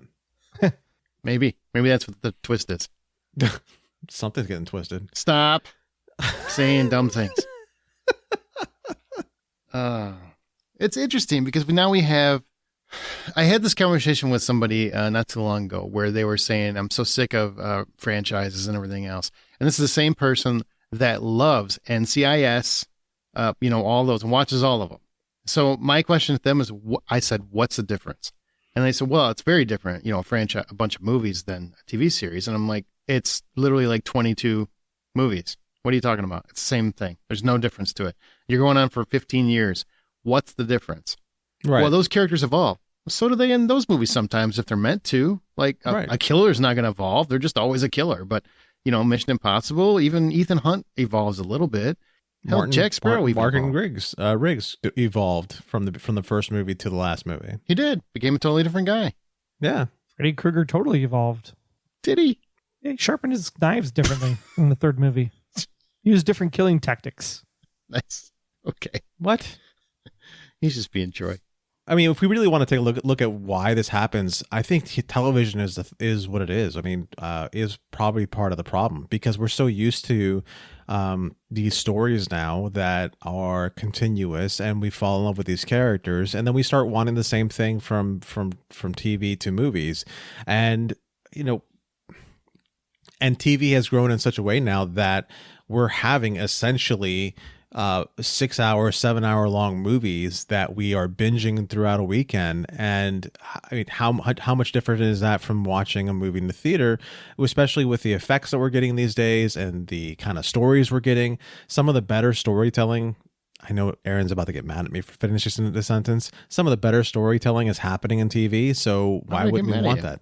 I think it's not about TV or movies anymore. That's the problem. It's like, it's the medium in which it's delivered. If you can tell a good story in great example, since we're talking about the strike, right? Last writer's strike was Dr. Horrible Sing-Along blog, which was 9-minute videos told over 6 or 7. No, there was maybe 3 parts for Dr. Horrible. And some fans actually made the teenage version of Horrible Turn, I think was the name of it. And it was 9 or 10-minute episodes. And it's fine, right? If I do the same thing and have Obi-Wan Kenobi, which was a 2.5-hour movie, and I turn it into 2.5-hour movies and air it over 6 episodes, people want the content. It's just that I now have the ability to do it on a small screen in my house instead of a giant movie theater. So the distribution's different. The revenue generation off of it is different. And because of that, I think exactly what John is saying, streaming Cobra Kai in one day is we've gotten 5 really great Karate Kid movies. Or 10 if you want to think about runtime. But we still do it in movies too. We do it wherever whatever we watch, wherever we watch, we're doing it. We're the problem. We're always the problem. People love to complain about it because of whatever they don't like. They love to complain about. People that don't like Fast and Furious movies love to complain about it's gone on too long. But they'll love Mission Impossible movies, and so they can keep making them. I'll keep seeing them. There's no difference. NCIS has been on forever. People will keep watching it. Well, I mean, as long as they make it. Grey's Anatomy, you're still watching that, Troy. That's been on forever. You like what you like. But we keep, no matter what it is, we keep every fan I know that says something should end also watches something that should have ended. That's by someone else's standpoint. It's a different thing, though. It's not that I'm watching it because I absolutely love it. I'm watching it because I'm a completionist. Yeah, but you still watch it. I can quit stuff, no problem. Yeah, see, I can't. I played Final Fantasy, the video game series, my whole life, pretty much. And Final Fantasy 16 just came out. It is absolute dog garbage compared to the other Final Fantasy games I've ever played. Mm-hmm. But I had to play it because I'm a completionist. Did you finish it? I'm in the middle of it right now. So you're still playing it even though you hate it? Yes. I don't understand that. I got to know how the story. Once I start the story, I got to know how the story ends. I don't understand. I've had this conversation with Scott Clark, Gaming Outsider. He's an avid gamer, and he'll play a game, and he's like, "Oh, the story's so great." I'm like, "Man, I don't care. If I stop enjoying the game, I'm done. I don't care what the story's telling me. I just don't care." I'm finding nowadays, it used to be, I was like Troy. If I started something, I had to finish it. If I didn't finish it, then I would be thinking about it. If I wasn't thinking about it, then trying to finish it, then I was trying to get, do whatever I could to mainline the crap out of it. But now I'm getting to a point where I will, like we opened at the beginning of the show up with, I started watching a couple of shows. I really like the shows. I really want to go back and watch the shows. I just can't be bothered to turn my TV on again to watch those. It's not necessarily a completionist thing for me anymore. It's become something where it's just not as important because you know what? It's going to be there when I decide to watch it again. It's almost too much, too comfortable. Right. Need the Until days Warner Brothers buys it, and then it won't be there. Right. Need to go back to the days. Westworld. Remember when Disney had was it the VHS tapes? Right. They had the VHS tapes in the vault. Yeah, the vault where they were out temporarily. I mean, those things sold like hotcakes because people were just had to have them before they were gone every single time. It's wild. But yeah, WB is putting Westworld in the water tower and then pulling it out 5 years from now. Is that how it's going to work? Yeah, it's going to be on Freevee or one of these crazy things. But we keep watching these things, and if you're a fan, you're okay with it. If you're not a fan, you want it to stop. James Bond's been going on for 60 years, and it's going to keep going on because, yeah, they do reinvent it, but it's still the same series. I mean, it hasn't evolved that much. They just have better technology these days. You know, the whole mentality of being, you know, that just needs to end. I mean, I know I said some of it about some of the series that I picked out, or that I'm like, that it just needs to end. And sure, for me, it needs to end, but I'm not going to try to yuck somebody's yum by being like, that's so stupid, it needs to end. It just doesn't work for me anymore. But people do it all the time. Yuck other people's people yum? are entitled. Yes. I enjoy certain things. I was excited for Expendables. If you listen to our holiday movie preview, I was extremely excited for Expendables 4. I was wrong. I can admit that freely now. Boy, was I wrong. Disappointment 101. But I was excited for it. But whenever I told anyone that, they would tell me, oh, that franchise should be dead. That franchise. Now, this time they got lucky, but I can't tell you how many times they've told me that. And I went and enjoyed whatever the thing was that they said should end. The Meg 2. So many people said, well, I should have ended after the first one. That movie shouldn't have a sequel. I had a great time in that sequel. And if you didn't like it, you didn't like it. But I had a great time with it. Everybody's taste is different. And some people have no problem, you know, just having a little fun now and again. Just because you want top-level cinematography, top-level storytelling, top-level production, top-notch acting, Oscar-caliber performances, whatever it is you think you have to have in every single film you watch, not everybody feels that way. And that doesn't make them wrong. It's just their taste is different. And I don't know why we can't get there. Well, I think that's part of it, but also we've become so dependent on other outlets and other people's opinions, and once we latch on to other opinions that match or don't match what we're saying, we start basing everything off of that. I remember way back when Batman versus Superman came out, and I was talking to some friends, and they're like, "Oh yeah, that's garbage." No, it's actually not bad. It's an enjoyable movie. Oh no, it's the dumbest thing ever. Okay, well, which part did you have problems with? Oh, I didn't see it. That sounds right. Yeah. Yeah. And I think that's the same way with a lot of the movies that people are trying to talk down to when it comes to other things. We don't have a problem walking up to somebody and being like, "Oh, you really want to see that, huh? Yeah, I really want to see it. Well, you're going to have a really good time watching it, right? Well, it's a good chance I'm going to. It's going to suck.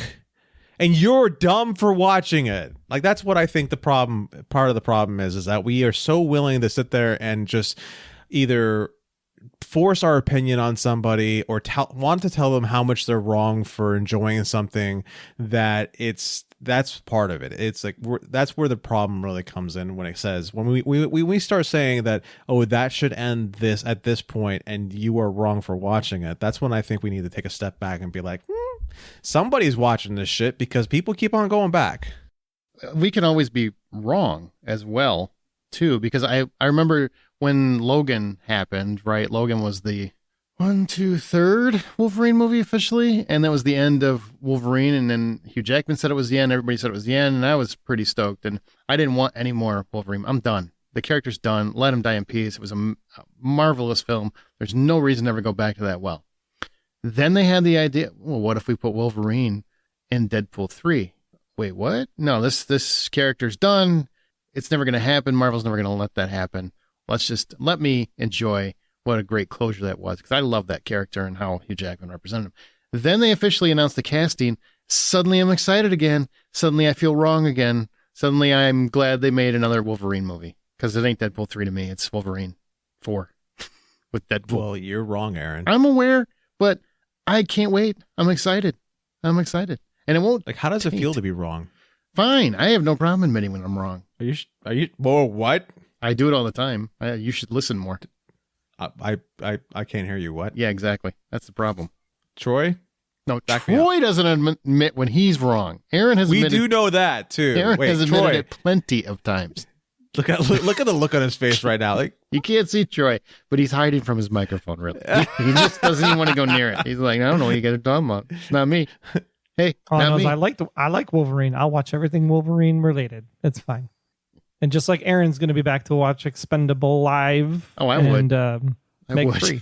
I would. Expendables Live. He's going to go to the ballet. It's Oh, going to be God. Expendables 5. the ballet. That would be good. Spend Alive. Spend I'm Five. not lying. I would watch another one. Yeah, I would. I hate to say it, but I would. It might not be in the theater though if the trailer looked.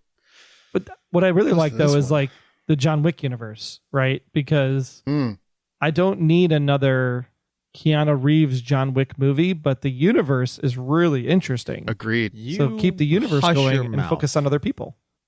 He's right. What's wrong with that? No, he's not right. Have you seen The Continental on Peacock? No, I'm not going to watch it. Well, that's too bad. You're missing out. It's actually a pretty good show. It's probably terrible. And Ballerina looks great. Anna de Armas. Yeah. Oh, I can't. I was about to do the same bit with her, but I can't. Yeah. It's going to be amazing with her. It's Anna de Armas. How's it feel to be wrong? How am I going to say a single bad thing about her? Can't be done. All right. So pick your favorite franchise. It has to have 5 films or more. Any franchise had to have 5 films. Now, when should that franchise have ended? And you can't go, well, this one, but I'm so happy it went on, blah, blah, blah. No, you have, when do you think it actually should have ended? With what movie? I would just say I got 2 specifically. Oh, okay. Nightmare on Elm Street 3 should have been the end of the Nightmare on Elm Street because I think Nancy started it. Nancy should have ended it. I like that. And then I think Hunger Games should have ended with the 3rd movie. Wasn't And the- yes, it counts because there's 5 movies because Snow comes out in November. But wasn't the 3rd one, wasn't that a 2-parter? No, The it's a 3rd one two-parter. made a 3rd one and a 4th one, just like Harry Potter made the 7th one and the 8th one, which should have only been the 7th. Oh, so you're saying it should have ended with that 4th one officially. It should have ended with 'Cause a they were much they were the shorter same movie. version of 3 and 4 squished together into a brilliant 2.5-hour action-packed finish, But not this Which- prequel thing. but not the stretched out and definitely not the prequel. Gotcha. Okay. That's fair. John, what do you got?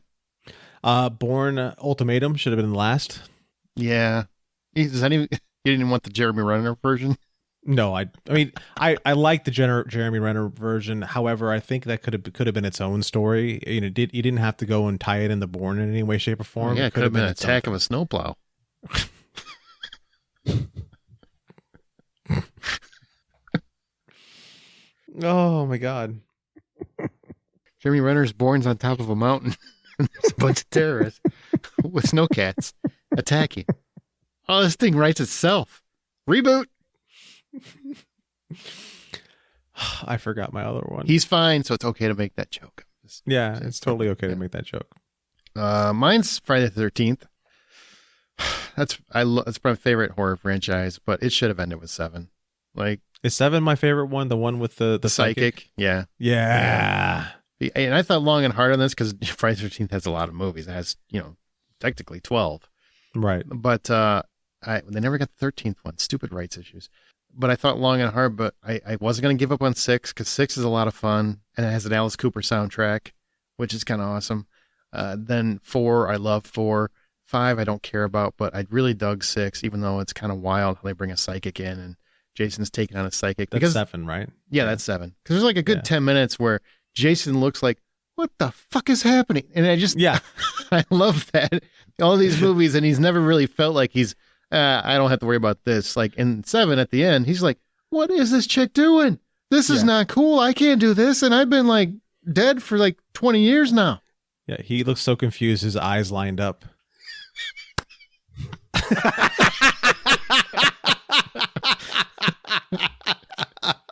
All right, that's my bit for the night. I'm out of here. That's funny. All right. You can always share your thoughts on this episode or anything else in our Facebook group or on Twitter at Buy Popcorn. Our website is thehollywoodoutsider.com. Of course, rate and subscribe us on your preferred podcast app. Before we're out of here, let's do Hot Take. This is where we take a TV show that's universally loathed, but you love it for some reason. Tell me what the series is and why you like it so much when everybody else seems to hate it. It's a show called Lost. It's amazing. Hates Lost. Who hates Lost? Everybody that hated the ending hates Lost. I don't hate the end. I hate the show. I hate the end. I don't even hate the ending. I hate. But part you of like the end. You don't like how? Yeah, the people that wanted the answers. People that want the answers. People are the that had people that I'm talking to. expectations that were set up in the show themselves? Okay, understood. Go ahead. Expectations that they set up in their own minds because they feel like they needed the answers to things that they just didn't need the answers I to. want to fight you, but I'm not going to do it. You go ahead. You go ahead. Floor is yours. Why do you love it? Lost is a fundamental show that came out at a time when we really were kind of thinking about what does the world look like in a post 1999 scenario, right? You're getting into the aughts and you're like, what is the aughts and what is this new millennium going to be and what's this new century going to be and things of that nature. And it kind of started to feel like things were getting disconnected, and Lost was a way for us to all kind of find each other again, especially when the internet community started to sprawl with information about the show, and then all these virtual water coolers started happening. And I think that was really the key moment for television, was really having online fan communities. That's when podcasting started. There was just a lot of buzz around that particular TV show because, as the show explained, that it's a story about the people and not about the island, the people portion of the fandom was actually connecting as the characters were connecting on the show. There are people today that I would not be friends with or even do podcasting for that matter if it had not been for Lost. So in a way, it's almost a religious experience in that regard, where you just kind of had an awakening in 2004, 2005. And I thought it was just really well done. And when you got to the end of the show and kind of understood what Jack was going through and why they made the flash sideways so that they could just find each other again, because all the experiences that happened on the island actually happened. They were not dead the whole time. Swear to God, don't write an email. No, they weren't. They weren't dead the whole time. There's still people that think they were, even to this day. But the big thing about that show is that it's just the connectedness that happened on the island also happened off the island in internet communities and fandoms and people. And I think that's why it's just such a powerful show, because we're all trying to solve the mysteries as it went along. And then you just realize you're sucked in and you're like, oh my gosh, I'm actually like sorry for Ben Linus. Who would be sorry for Ben Linus? But I'm sorry for Ben Linus. I feel bad for the guy. Like, that's how good that show was, that it made you like the hateable characters. Okay. How about you, John? I'm going to go with How to Get Away with Murder, which is, I did not remember how much people hated this show, even though it was a wildly popular show, and it was hated for a lot of different reasons. The kind of twists and turns, the fact that it kind of felt repetitive after a little while. But the thing I really loved about the show was, number one, Viola Davis. Her character was amazing. Viola Davis is just amazing. I think that she is just going to become a big star someday. You think? I hope things work out for her. That's my hot take about Viola Davis. I hope it works out for her. But like everything about the show, to me, as far as somebody who watched it, I would have to say that if you watch it in its entirety and you follow along with the story, there's parts of it that do feel a little repetitive, and or they're just coming up with excuses or reasons to do something. But they tie it all up in this beautiful bow in the last episode of the whole series, and it's almost to the point where, for me, as somebody who doesn't normally get attached to shows like this, I felt somewhat emotional because of the journey that Viola Davis' character went on. So I think that's a show that really deserves a good sit. It's got a lot of great moments to it. It is a Shonda Rhimes show, even though there was certain parts where somebody else was taking over as showrunner. So yeah, I think that's a good show. That's my choice. I loved it until season 3, and at the end of season 3, I just never went back, and I don't know why. I thought you watched it all the way through. You didn't watch it all the way through? No, I didn't. Scandal was the same way. Scandal, I think I went through season 4, and then I skipped a season or 2, and then just watched the finale. Well, see, Scandal to me, though I loved Scandal for a while, it jumped the shark probably after season 2 or 3. Maybe even 4, but it definitely jumped the shark for me because it was just too much.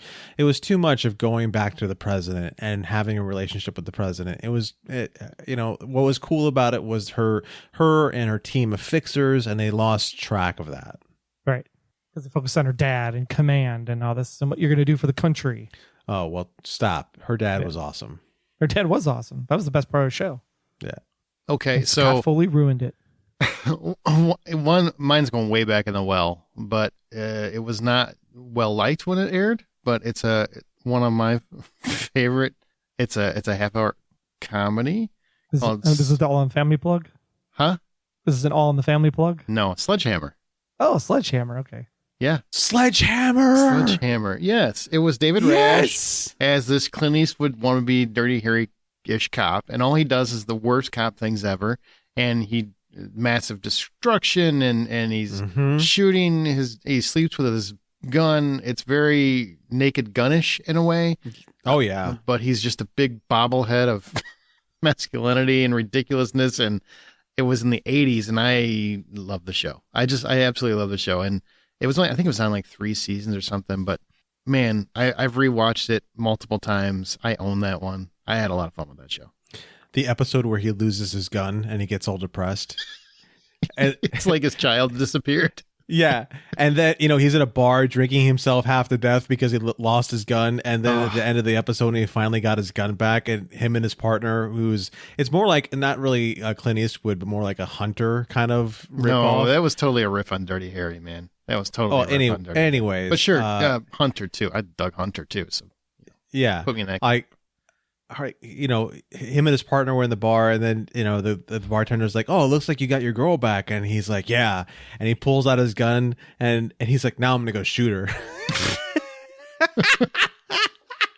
That was a funny show, man. Yeah, I laughed a lot. Back to pop culture debates, but we're gonna do these are listener recommended debate questions, and we're gonna do like a speed round. Okay, so I'm gonna do them and just try to be a little faster.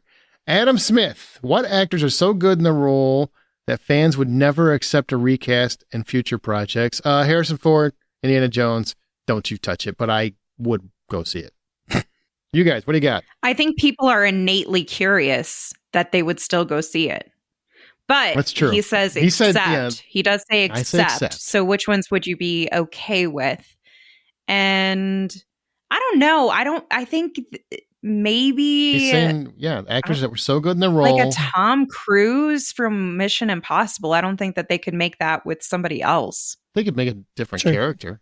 They could, but he's saying that they would recast in his role. That's right. You're right. Yep. I'm with you. Nobody can run that fast.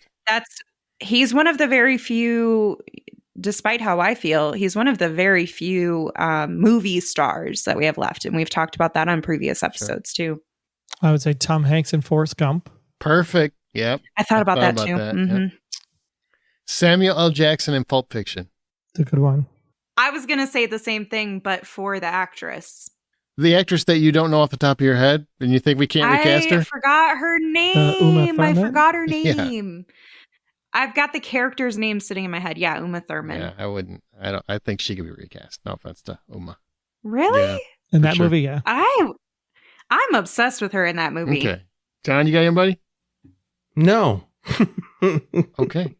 I'm usually okay with it. Just about anyone recasting, as long as you do a good job with it. It's hard for me to be like, all right. Usually a recast means a whole new story anyways. All right. Well, speaking of Roni Godchal. I hope one of those is right. Remaking I don't think either one of them are right. Remaking classic films. Is this really necessary or better to leave it alone? Same with turning animated classics into live action. I actually like the live action animated ones because to me that feels different because I honestly am not an animated guy, so I'd much rather see it in live action. So that's a me thing. Classic films, if something is a timeless classic, I say leave it alone. Personally, but people want to make money. But I would, unless you're putting a new spin on it, leave it alone. That's my take. I'm very much about the idea of putting new spins on things, or reframing things so that a new generation can attach to it the way that the previous generation can. Something that will drive people to look at the history or look at the story behind whatever it is they're looking at. I'm for that. Yeah, you can totally remake old classics as long as you make it for the generation that you're trying to make it for. And then as far as the live action, it all just depends on the technology at the time. So if the technology looks good, then go ahead and do it. Like I thought Lion King was actually a pretty good use of the technology. And I thought the Beauty and the Beast remake was really good too. Little Mermaid, sorry, missed the boat. Actually, it sunk in a hurricane. Oh my gosh. Wow. Well, it did.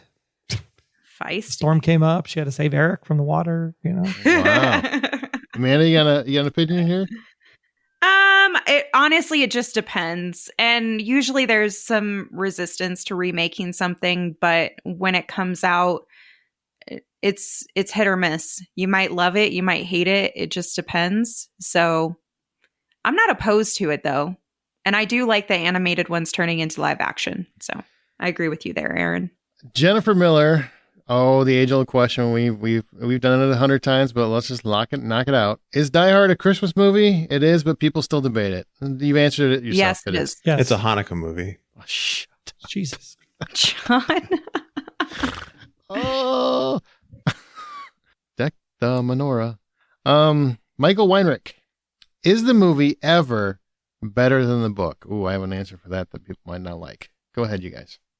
I'm going to say that it can be, depending on the movie or the book. A prime example is Lovecraft Country, the TV show.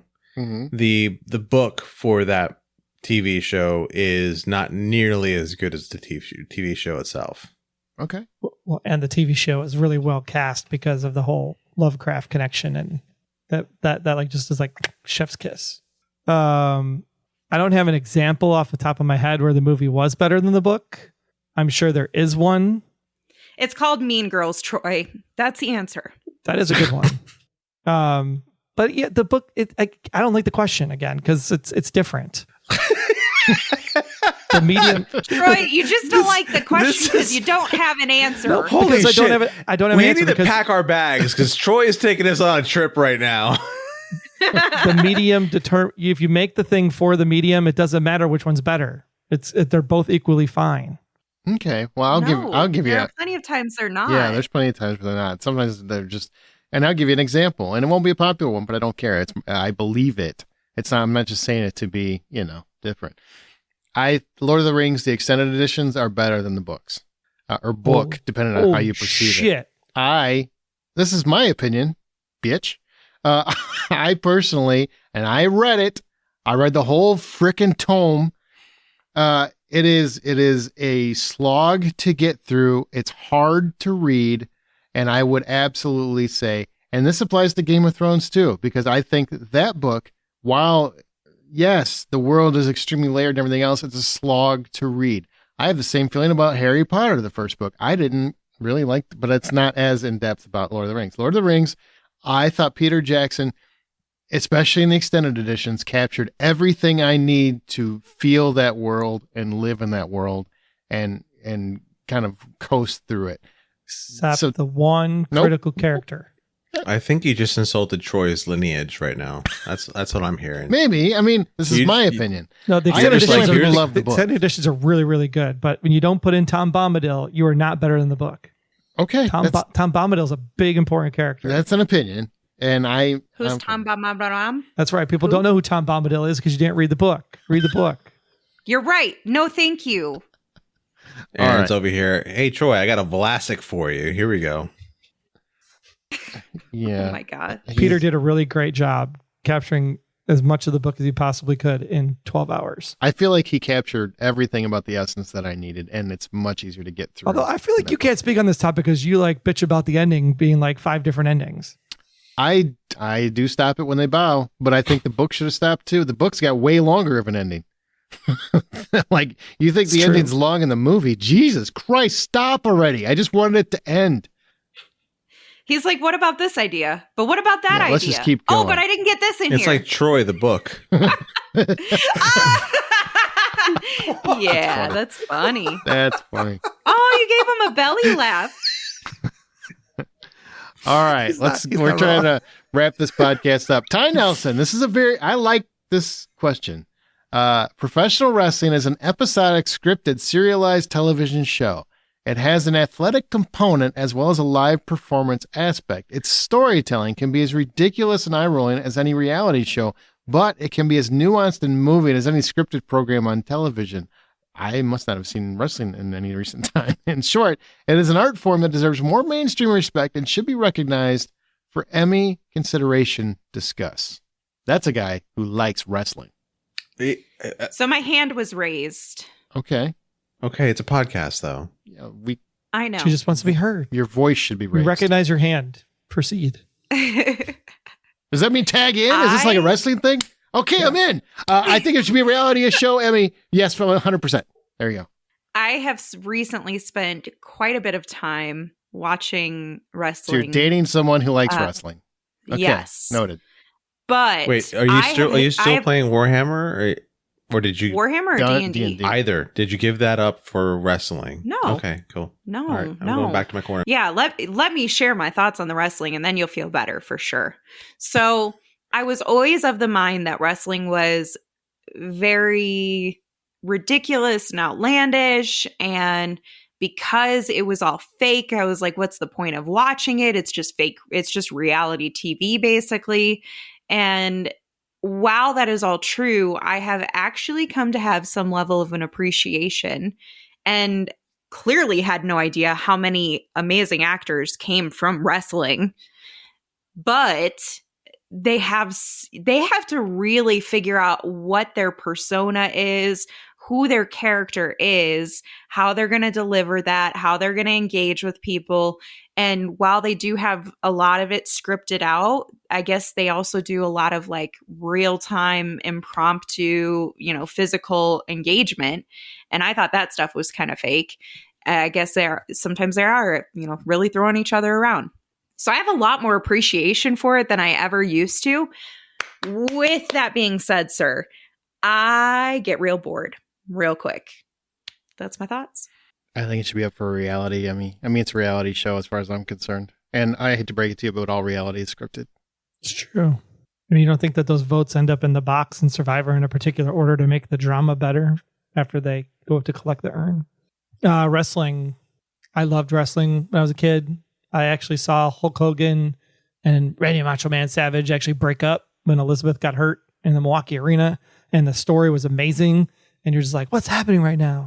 So yeah, I definitely think it could qualify for an Emmy. I just don't think it's got the same level of panache as like what the Emmys would be putting up. Plus the Emmys we talked about earlier are just a bad ceremony to begin with.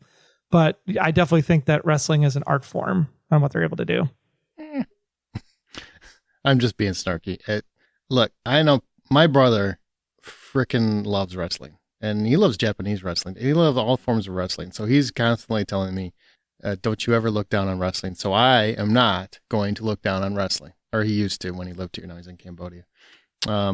So Brad, for you, I think it should be recognized as a top tier drama show. And I think each of the performers should be nominated for Emmys, maybe even Oscars. Let's just skip the whole TV meeting.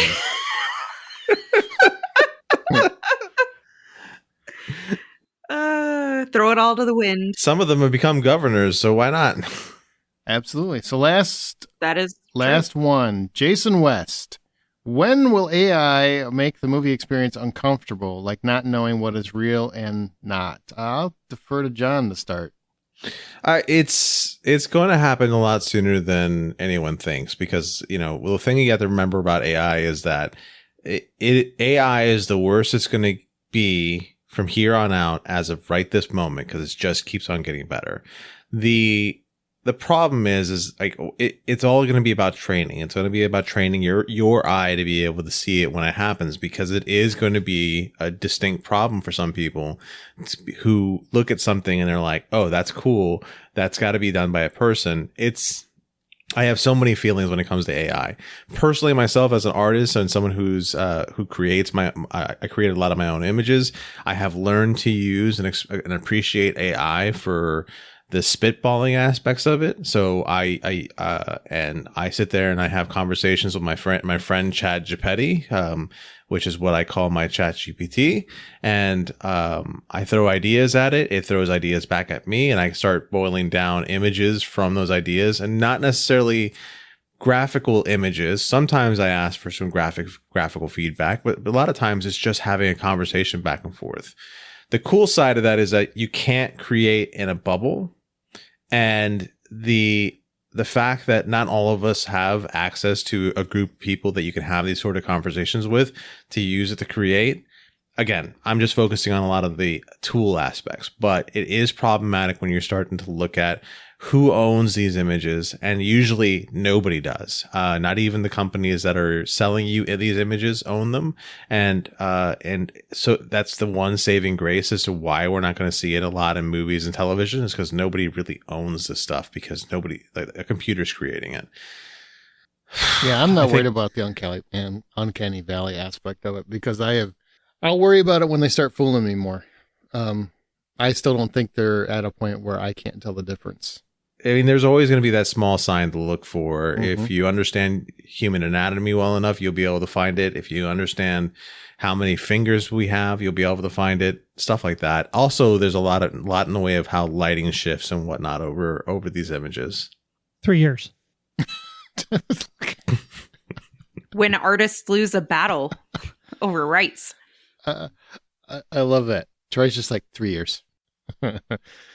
Okay, well, that was fun. Debate these on your own terms. Tell us in the comments. Share it on social media. Tell us your thoughts on social media. I don't care on any of these what your thoughts are, how right or wrong we are about anything in particular.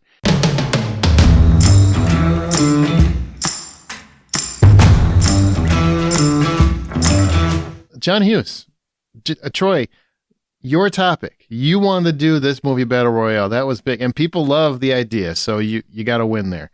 Why? Why is John Hughes so special? I think John Hughes, for a majority of us that grew up in the 80s and 90s, it's a coming of age story. It's a family story. It's a heartfelt story. The movies always seem to connect in a way that you didn't expect until like the movie ends. And then you're like, damn, I got some feels about this.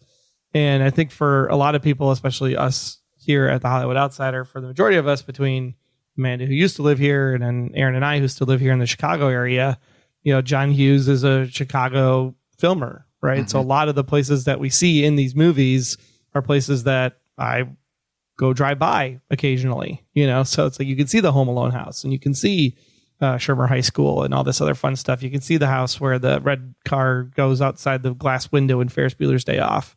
Like, all those places are iconic sites here in the hood, and it's fun to know, like, you have this like piece of history as we travel around the Chicago area to be like, oh, John Hughes was here. That's cool. What I find fascinating is, I mean, you take our generations, right? We're Amanda and I and Troy and John are a generation apart. Fair to say? Yes? Yeah. But no, I think you worded that wrong. Yeah. You, me, and Troy are in one generation, and Amanda is in a separate generation. I literally said a generation apart. No, well, the way it you almost sounded like you guys we were all like staggered. The point is, they're old sons of bitches. Older, I'm young. Yes, that's what I literally said. But so I've got the Paul Rudd youth. The difference. I don't think that means that you. I have the no, you don't. Charm and looks. Sure. Why is it that like a film such as The Breakfast Club, which I know Molly Ringwald recently said she doesn't think some of those things hold up as well as they could have. And I'm like, you can't look back at history that way, because things change, right? We evolve. That's how evolution works. But that movie seemed to resonate with your generation and the generation after you. I still know people whose kids love that movie. Why? I want to ask Amanda that, just because you are a generation removed. We saw that movie when it came out. It was very relevant when it came out. Why was it also relevant when you watched it, or to your generation, I guess? I mean, that's the great thing about John Hughes, in my opinion, is that's what makes him so long lasting, is that he does make stuff that's relevant generation to generation to generation, whether he realizes it or not. It's just simple human experiences, and the societal and like just different levels, like even your place financially in the system, right? Like where you rank in that, if you will. That is still relevant today as it was then. I mean, we're going on a slope where it probably won't be in a couple generations, because we're running out of the middle class. But it's true. I think it's about experiences that everyone goes through. Everyone goes through being bullied. Everyone goes through, being in high school and there being cliques and not feeling like you belong with these people, but feeling like you belong with those people, and trying to understand yourself and fresh new love and, you know, what's the right thing for me? Like all of these youthful but maturing and adulting decisions that they have to come to with this like fun speck of romance and comedy that's splashed into his movies. Good example. A good explanation. I remember just the first time I really got enamored with John Hughes, it wasn't Breakfast Club, it was Ferris Bueller. And I think a lot of that was because I was a goddamn truant and I thought I was a mastermind. I once skipped an entire month of school because I rigged the notification system at the school. That's a true story. That's my mother. And I looked up to Ferris Bueller. I thought Ferris Bueller was an idol of mine because, yeah, this guy gets it. He knows how to do it. And when I would skip, I would try to I wouldn't go, I wouldn't lead a parade or anything, but I was definitely trying to get the most out of my day. And I just idolized and I love the humor of it. And then you look into his catalog, both as a writer and as a writer-director, and so many great films. He's got Vacation. He's got The Breakfast Club. He's got Pretty in Pink. He's got 16 Candles. He's got Weird Science. He's got blah, blah, blah. Like, it's just nonstop history of cinema. And, you know, it's just one of those things where it's fascinating to me that anyone I talk to will like at least one of his movies. So he's not like a Quentin Tarantino where you like him or you don't like him. He's one of those where everybody likes a little something about it. You might not like all of it, but he does enough broad comedy that you're going to be attracted to at least one aspect of it. I think it's a lot of times the characters too. Like the characters are so normal, but also like they show the weird and quirky side of being a person that a lot of movies aren't going to show you. They're going to romanticize everything. They're not going to talk about the weird stuff. Like he's willing to talk about weird stuff, but in a funny way where it's like, oh, most people would probably feel uncomfortable doing that.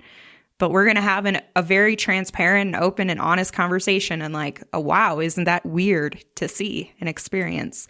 But like these characters are so down to earth and relatable, and they all have a very like,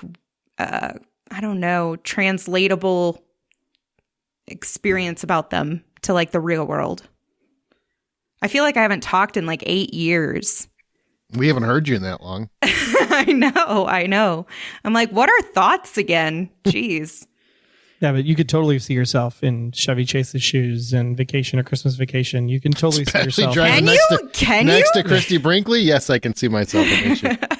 You could totally see yourself in Steve Martin's shoes at the rental counter at any holiday, any vacation you're trying to do. Like you're that guy screaming at the rental agent, like that rental agent has, it's so relatable as to the human condition. And I think that's the difference between movies that are polished and glammed up versus just, like Amanda was saying, just real talk.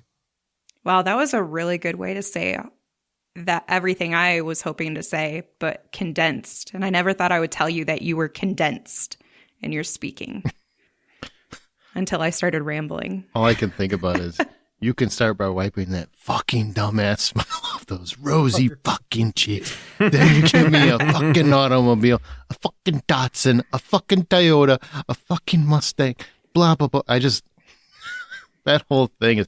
Is anyone even going to be able to hear anything you say, or is it all going to be bleeped out? I might bleep it. You're fucked. Yeah. He's going to pull the actual clip. I probably will. I'll have to. I mean, that's if you're going to play a clip, right? That is right. That's the clip to play for sure. That one or those aren't pillows. Let's earn the explicit tag. You never know. God, that's funny. And it's quotable. These movies are quotable. That's the thing too. Oh yeah, definitely. So we're going to talk about our music, the soundtracks, guys. How did we not even talk about the soundtracks? Amazing soundtracks, like the best 80s soundtracks. Oh my gosh, he just consistently hit it every time. Oh yeah. Well, I've been 80s soundtracks. Like I was riding in the car with my 16-year-old's friends, and they're talking about these movies and the soundtracks, and it's like, are you guys like my friends or are you my son's friend? Like I don't understand what's going on here. You want to know a true story? You know who introduced me to the Beatles? Was Ferris Bueller's Day Off. John Hughes introduced me to the Beatles. That's kind of sad. Maybe don't admit that. No, it's true, man. I was like No, I'm I just was kidding. a young teenager. I was more into rap and R&B and stuff. So didn't really get into old classics. And then all of a sudden, bam, there it is. Shake It Up Baby now. And all of a sudden I'm diving down the Beatles catalog because of it. Okay, classics don't necessarily have to be old. They can just be classics. True. Okay, we don't need to time-bound things. Pretty wild times. Favorite movies that didn't make the final 8? Anything you want to talk? Amanda, you were really big on one in particular. Oh, so yeah. Do you want to discuss it? I would love to talk about this. Okay. I don't even think most people know that this is a John Hughes movie because you don't think of it instinctually. I think a lot of people are just, they think about The Breakfast Club and they think about Beethoven. Or that. Or that. I don't think so, but Flubber, guys, I love that movie. Why? Why? Because Yeah. it's Robin Williams being hilarious and funny, and it's weird. It's so weird. To be fair, devil's advocate, I haven't seen it for probably like 10, 15 years, but I used to watch it a lot. I thought it was terrible when it came out, but is it just No, because you I watched it always as a had fun kid? with Or? it could be, maybe it's like a nostalgia factor. I have no idea. Maybe that was like my John Hughes Sure, yeah. soiree into his movies. But yeah, he was, I don't know. He's just, he knows how to bring alive actors. He just has a way of doing that. And Robin Williams in that movie, that's like one of my favorite performances of his for whatever reason. The funny thing is that that's actually like a reboot or republish of the original 1961 film. Yeah, but we don't care about that one. He did several Friday reboots. What? He did Miracle on 34th Street, 101 Dalmatians. Yeah, and I love that one. Yeah, he that's did another several. one that I like kind of grew up on. What we're saying is that Amanda likes the remakes of like old classics, as Aaron likes to call them. Uh-huh. I do. At least those movies, those ones were fun. Okay. The movies that I like that didn't make the list, I think Dutch is one of them that is probably one of my favorite Thanksgiving stories. There's just something really great about it. I really enjoy that movie, and Ed O'Neill is fantastic. It's just a good time. So it's one of the ones that I was disappointed didn't make it to the top 10. And I have a weird love for Mr. Mom. I used to watch Mr. Mom all the time, and I thought, Pretty surprised that one didn't finish higher in the poll, honestly. yeah, I'm surprised too. Amanda, I'm surprised you don't love Mr. Mom because one of your favorite people from Critical Role is in Mr. Mom. I've never seen it, if I'm being completely honest. Yeah, it's one of Taliesin Jaffe's first. Are you serious? Yeah, it's one of his first roles. That's hilarious. I'm going to have to watch that now and see him as like a little kid. I think Mr. Mom is just one of those movies where I don't think it's had the lasting effect a lot of the other John Hughes movies have. So it's more like it doesn't mean that it's not beloved. It's just not beloved as much. And he's got a lot of movies that are beloved. Yeah, I mean, the guy's getting his own movie battle royale. He's got a few, to say the least. I'm just glad our John gets to talk about Dutch because I know we gave him so much shit when we did the holiday movie battle royale.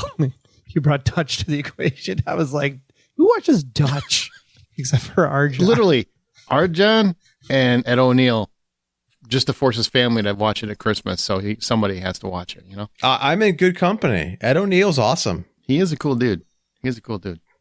I'm just Suck it. shocked that Vacation and the Great Outdoors didn't make the cut. I'm not shocked about Great Outdoors, but I am shocked about Vacation. Dude, the old 96er? Come on. Yeah, I There's don't so think many- that movie's as beloved as people think it is either. I like it, but it's not great. It's a great watch. So, yeah, 16 Vacation Candles didn't make it either. 16 Candles. That's another one. Yeah, I'm that not- one I'm really surprised by. I am not a 16 Candles and Pretty in Pink fan. Well, I guess Why? you're giving your votes away early, huh? Yeah. Sure. Spoiler alert. Well, Pretty in Pink is a classic, man. I mean, it may It not is a be for classic. you, but it's a classic. Yeah, Well, but Vacation's we'll get classic. there. I mean, come on. Vacation's awesome. And plus, Pretty in Pink has Andrew Dice Clay in it, in case you didn't know. Fun fact. And nobody really seems to care. But we were waiting for you to talk about it later. Oh! You're the last fan of Andrew Dice Clay. I think it might have been the only for a long time. Yeah. For a long time. I'm okay with it. All right, now let's go to our From the Outside In topic. Ladies and gentlemen, it is time for the Hollywood Outsider Movie Battle Royale. That is where we take 8 films, 2 favorites from each of our hosts, and we determine which one is the ultimate greatest film in the entire whole universe. It is definitely a lot of fun, and it is time to get to it. Let's decide what is the greatest film of its genre. It's time for the Movie Battle Royale. All right, the John Hughes Movie Battle Royale. If you've never listened before, well, right before this, there was a whole introduction in terms of like how this thing works. But this time what we did is we did a poll in our Facebook group, and all of the listeners decided what the final 8 films were going to be. We actually, because it's John Hughes, there's a very select amount of films. Let's let the listeners decide. Bam, top 8 made the list. So we're debating these 8 films. We've all chosen our particular favorites, and we're going to tell you why we believe all of them deserve to be the best John Hughes movie ever. But what we do is we break it into Ho North, that's Troy and myself, and Ho South, that's John and Amanda, because Amanda moved. She's no longer in Ho North. It's a very complicated thing, but if you listen to the last episode, you probably understand. Last Movie Battle Royale. So let's get into John Hughes and the first 2 films. Troy, what are the 2 films you think we should be voting best movie of John Hughes' career? Well, John Hughes is one person that does holidays right. And the 2 that I have picked are both holidays, yet different holidays in their own rights. And the first one we're going to talk about is Planes, Trains, and Automobiles. Been under my skin since New York, starting with ripping off my cab. God, you're a tight ass. How'd you like a mouthful of teeth? Oh, and hostile, too. Nice personality combination. Hostile and intolerant. That's borderline criminal. Screw you. You spilled beer all over the bed. You smoke. You mess up the bathroom. Well, who let you stay in the room? I even let you pay for it so you wouldn't feel like an intruder, which you most certainly are. Oh, I'm an intruder. Yes, you're an intruder. I was having a perfectly nice trip until you walked into my life. I walked into your life. Who was that who talked my ear off on the plane? Who was that? I'm curious. Well, who told you to book a room? I did, out of the goodness of my dumb old heart. Boy, you're an ungrateful jackass. Well, go ahead, sleep in the lobby, see if I care. I hope you wake up so stiff you can't even move. You're no saint. Now, in Planes, Trains, and Automobiles, for those that don't know, Neil Page is an advertising executive on a business trip in New York City, eager to return home to his family in Chicago 2 days before Thanksgiving. But unfortunately, there's just a whole bunch of mess that happens because you can't get to the airport. And then the airport, they finally get to the airport, and the airplane runs into problems, and then they have to take a train, and then the train has problems, so they get in a car, and then the car has problems, and then they got to ride in a refrigeration truck, and hilarity ensues because along the way, Steve Martin, in his journeys, has to run into one John Candy, and the 2 of them make comedy gold in this Thanksgiving holiday classic. The thing with this one is that filming for this actually only lasted 85 days to get this one accomplished. And a lot of it was mostly not done in the Chicago area. There was actually one scene in Braidwood, Illinois at the Sun Motel that was actually done in the area. But for the most part, this is a John Hughes film not done in the North Shore of the Chicago area. The movie did open to theaters in November of 1987. And it was the Wednesday before Thanksgiving that weekend and finished 3rd for the weekend, grossing $7 million after its first 5 days. The film had grossed $10 million, but it stayed in the top 10 for 7 weeks and finished its 12-week American run on the January 22nd with $49 million on a production budget of $15 million. So this one is really, really well done. On Rotten Tomatoes, the film holds an approval rating of 92% still to this day. It's just amazing how this one just warms the hearts every Thanksgiving year. It's kind of one of the staples that you turn on and say, hey, we're all sitting down and watching Planes, Trains, and Automobiles either on Wednesday or Thursday or Friday of that weekend when football's not on. It's like a tradition to sit and watch Steve Martin lose his ever-living mind at the rental counter. And, of course, John Candy just tried to lighten everything up. And so you get the big twist at the end of the movie, which just brings tears to everybody's face. And that is Planes, Trains, and Automobiles. Second movie fast forwards a few weeks to the wonderful Christmas season and one Kevin McAllister who is home alone. Harry? Why the hell did you take your shoes off? Why the hell you dressed like a chicken? I'm up here, you morons! Come and get me! You guys give up, or you're thirsty for more? For those that don't know, Home Alone is a story of a young boy who is mistakenly left home for Christmas as his whole family, relatives, nephews, nieces, and the lot decide to go on a trip very, very far away. And because that trip is left behind due to some antics that happened the night right before the trip, where Kevin and his mother get into a fight. Kevin then has to figure out how to live on his own until the parents realize that they left him behind and defend his home from the wet bandit burglars that are trying to break into the home.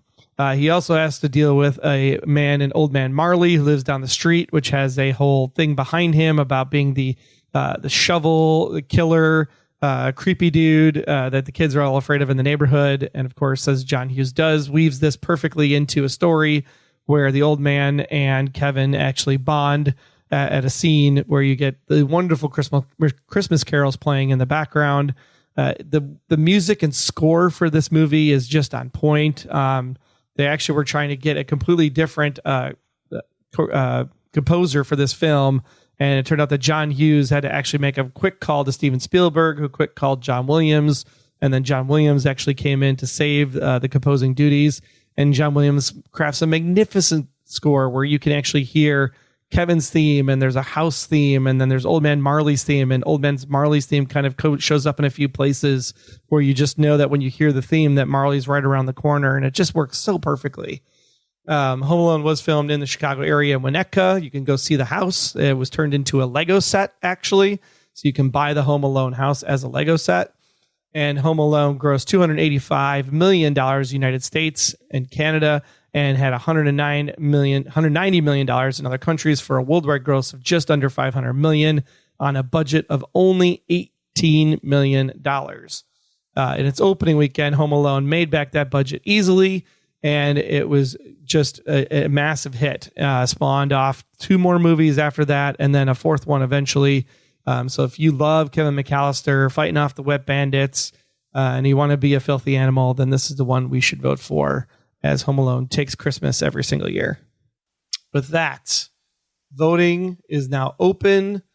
Amanda, since you've been gone for so long, we'll go to you to cast the first votes of whether or not Christmas or Thanksgiving rules the roost of the holiday season. So I'm really curious where you guys are going to go with this, but my vote is for Planes, Trains, and Automobiles. I think I like the comedy a lot better. It's obviously a bit more adult, and I think it's more fun.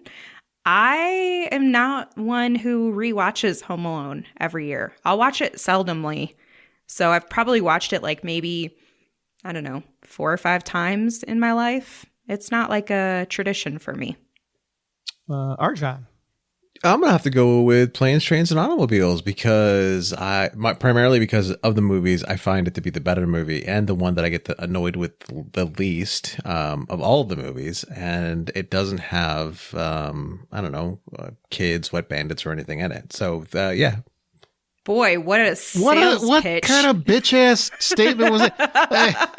This is part for Arjan. He just shit on everything about John Hughes. He did. It's the one I get at least annoyed with. It's the least awful one. These terrible movies y'all are making me watch. I'm just talking about these two movies because I find Home Alone to be wildly annoying. Okay. You get. I can give you that. Aaron. Okay, so my opinion doesn't matter, but here you go. Here's a little behind the scene, behind baseball, inside baseball. What do they call it? Yeah, inside baseball. Yeah, I don't know where you were going. I don't either.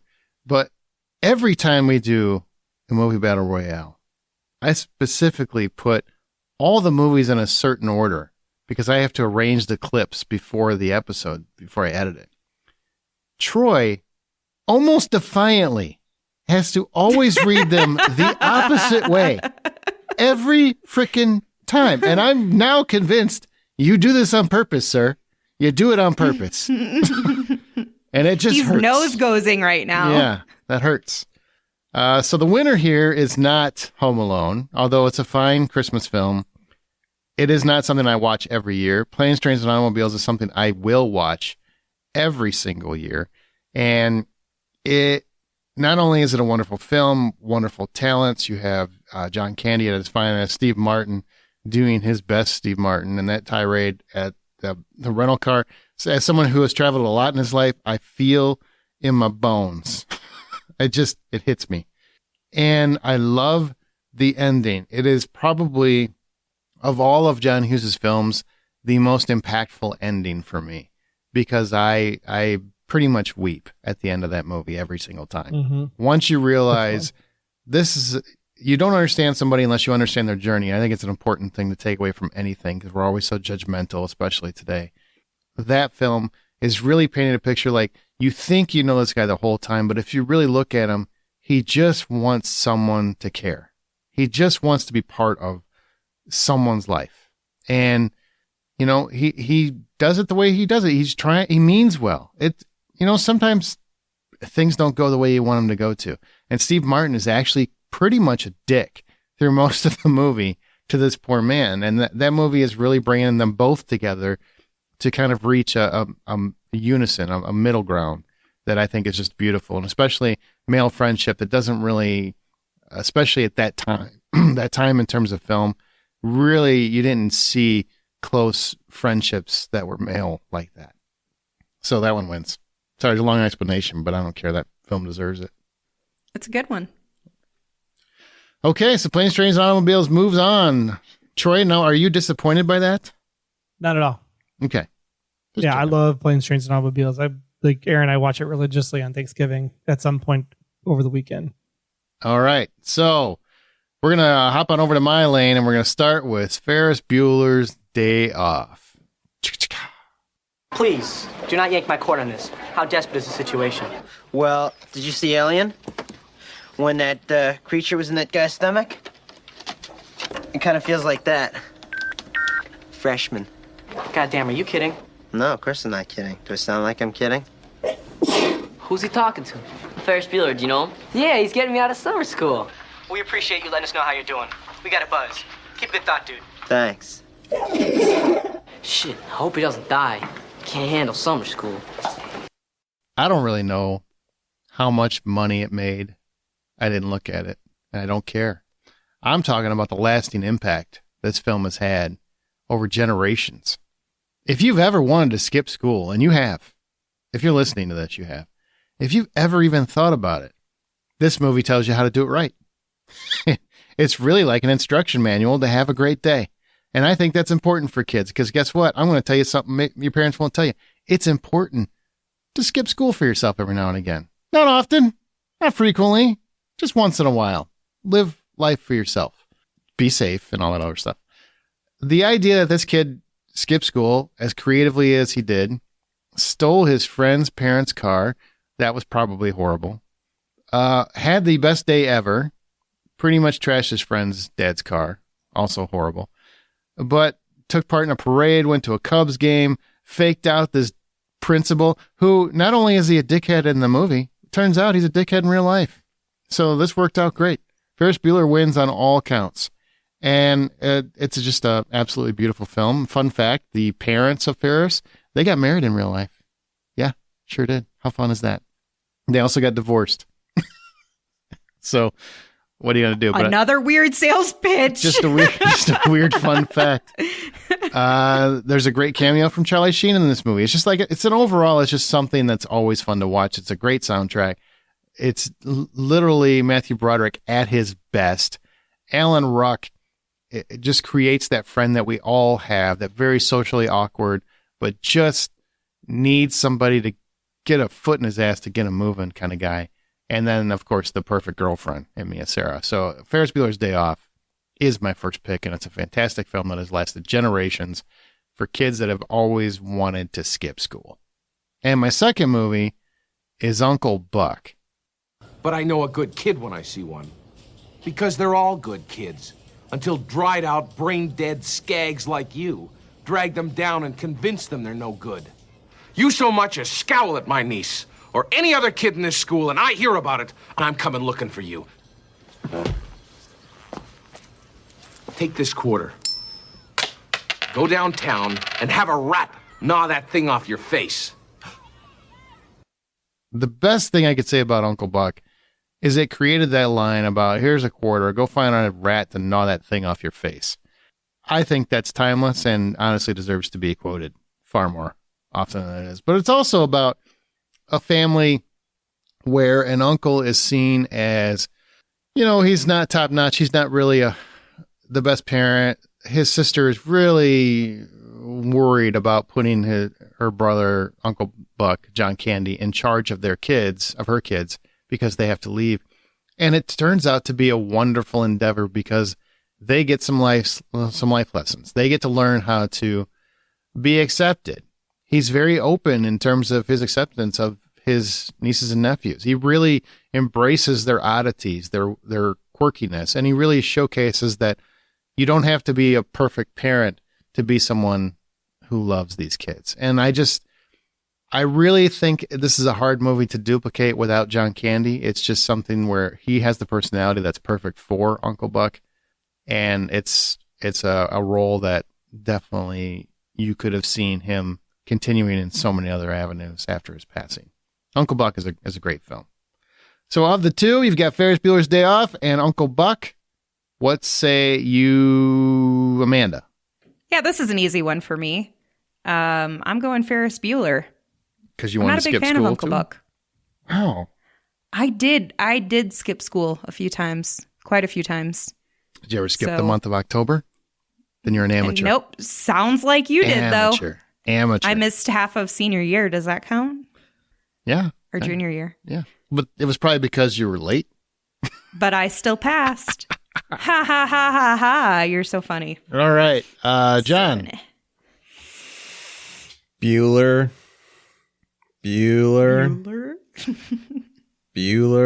That's my pick. And just so that we're all clear, never skipped a day of school in my life.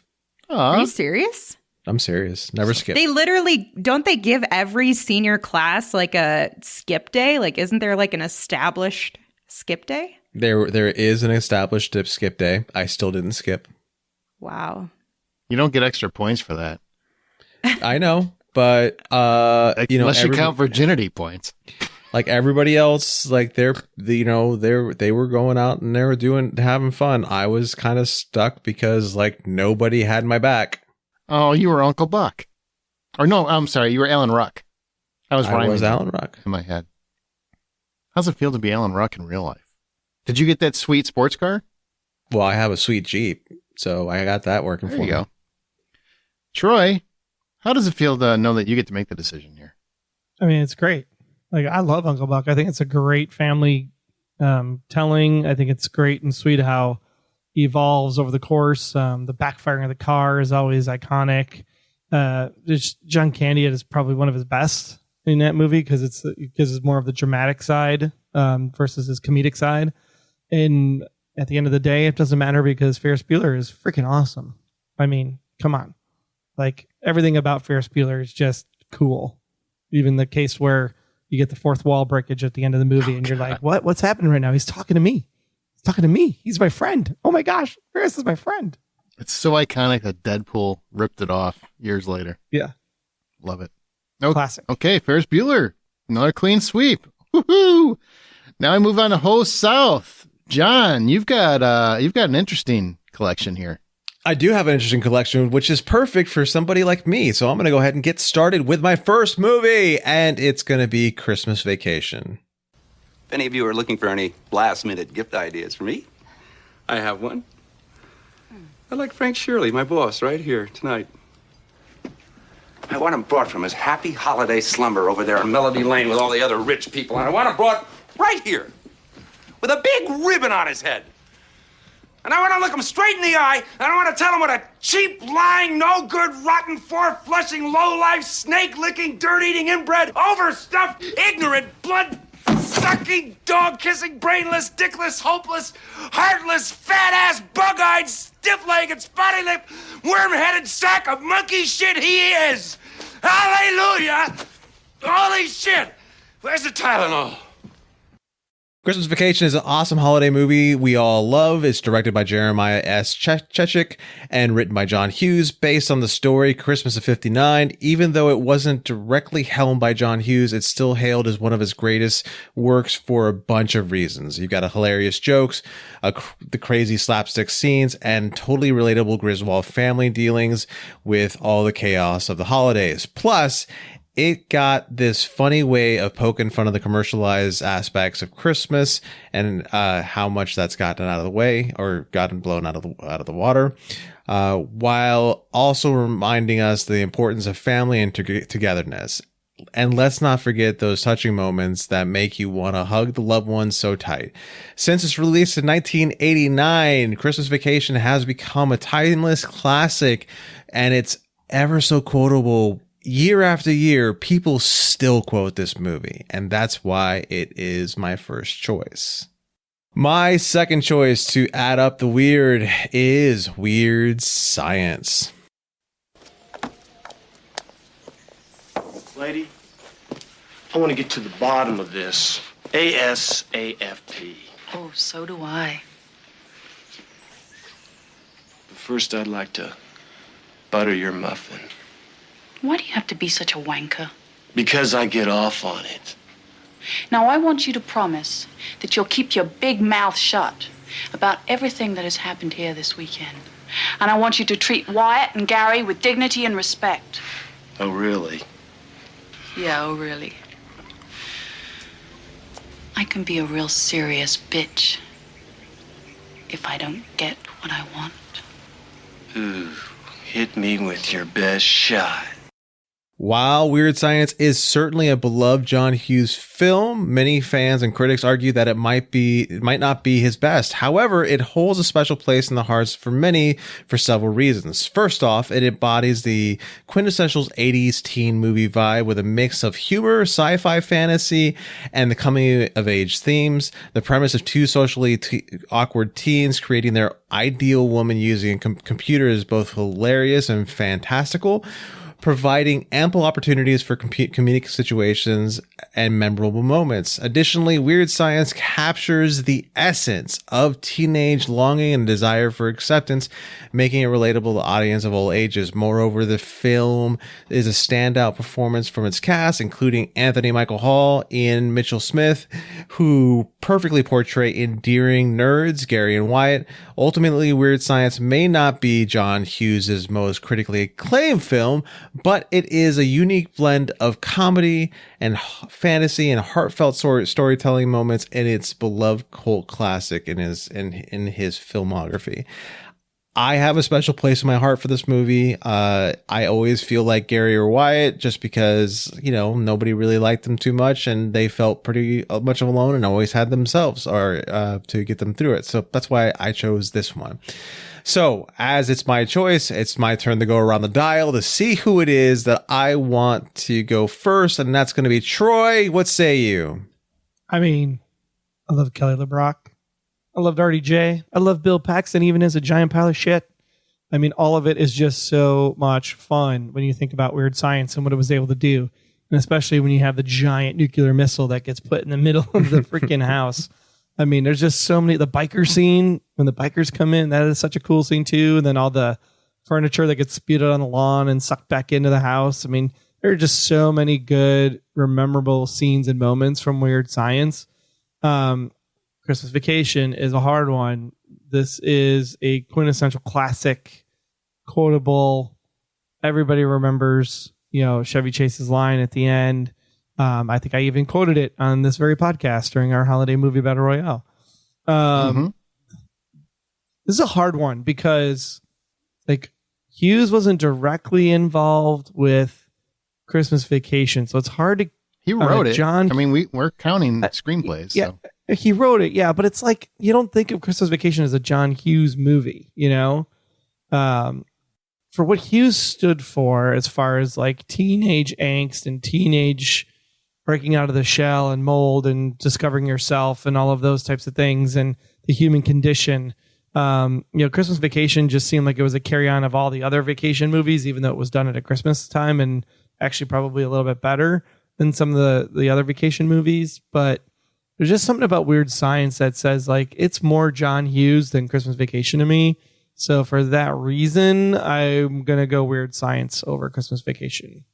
Only in this context of a John Hughes battle royale. As a movie, Christmas Vacation wins hands down. But I feel Weird Science is more John Hughes represented. I did not see that coming. I don't, might be because I tuned half of that out, but I did not see that coming. Aaron? Go to Amanda, if you would. I'm sorry. I was going to pass and then formulating. Whatever. I'm formulating. Amanda. So I originally was going to say Christmas Vacation because I like the movie more, but Troy made a really good point about this being a John Hughes movie battle royale. And I agree. He does stand for teen angst and coming of age. And yeah, I am going to have to go with Weird Science for that reason. You swayed me. And I really didn't think, because I'm not crazy about Weird Science. Like, it's fine. It's funny. I know there's like a lot of really good lines and everything in there, but it's just not like my movie that I would go and rewatch a bunch. But in this context, I'm with you. I did not have Amanda siding with Troy on my 2024 bingo card post eclipse. That's only because she hasn't been here for most of 2024. INGO. All right, Bingo Aaron. was his All right, name. Aaron. Well, I mean, my nuts are halfway up my ass, but other than that, this is perfect. There you go. That's a fun one from Weird Science. I love that movie. I love it. And that's why I was gonna let the Christmas Vacation love go, but apparently that didn't come. It's and you didn't even mention Oingo Boingo. I still have that song on my run mix. I literally hear it every time I run. Every time. Every single time. Weird Science. I'm sorry. Look, my dad will be upset if he listens to this episode, which he won't. But that's Christmas Vacation is his favorite. I think his favorite movie or second favorite movie. Aliens is his favorite movie. He freaking loves this movie, and I hear about it all the time, and I like it. But I've seen it more because of my dad than I have because I enjoy it. It's a Christmas staple that I think is entertaining, but it doesn't do anything for me. And I watch Weird Science because I freaking enjoy it. Even though the effects are not great, the premise is, I mean, it does not hold up in this day and age, and it's probably offensive on 14 different levels, and I just don't care. I friggin' love this movie. I think it's hysterical. And I love seeing old RDJ back when he was in his prime as a ridiculous teenager. And God, I mean, you can't go wrong with, the entire cast. Anthony Michael Hall is awesome. And you've got Chet. Dear God, you've got Bill Paxton as frickin' Chet, which is a ridiculous character. And of course, Kelly LeBrock, which is, I mean, if you were, to be perfectly honest, if you were a boy, in a teenage roughly in the 80s, you knew exactly who Kelly LeBrock was, and this was your kind of movie. If you had a pulse in the 80s. Because this is kind of what boys boy, if I could create a perfect woman and pick up Kelly LeBrock would come out. And I love the fact that neither one of them ever really have sex with her, but that's the entire reason they created her. Because secretly, they're gentlemen. Have you showered with them? Oh, it's amazing. It's funny. It's Weird Science. Clean sweep. Did you see that coming? I didn't see this shit coming, and I actually paid attention to you through the whole thing you were saying. So I did not see this coming. All right, well, I guess it's Weird Science, and I did not see that on my bingo card today. Go ahead, Amanda. Go ahead, Amanda. I also didn't see this coming, that Amanda would get the one that's actually like the oldest films out of all of these. So the first one is The Breakfast Club. Is that clear, Mr. Bender? Crystal. Good. Maybe you'll learn a little something about yourself. Maybe you'll even decide whether or not you care to return. I can answer that right now, sir. That'd be no for me, because... Sit down, Johnson. Thank you, sir. My office is right across that hall. Any monkey business is ill-advised. Any questions? Yeah, I got a question. Does Barry Manilow know that you raid his wardrobe? Give you the answer to that question, Mr. Bender, next Saturday. Don't mess with the bull, young man. You'll get the horns. The Breakfast Club, for anyone who doesn't know what the movie is, shame on you. Go watch it immediately, and you're welcome.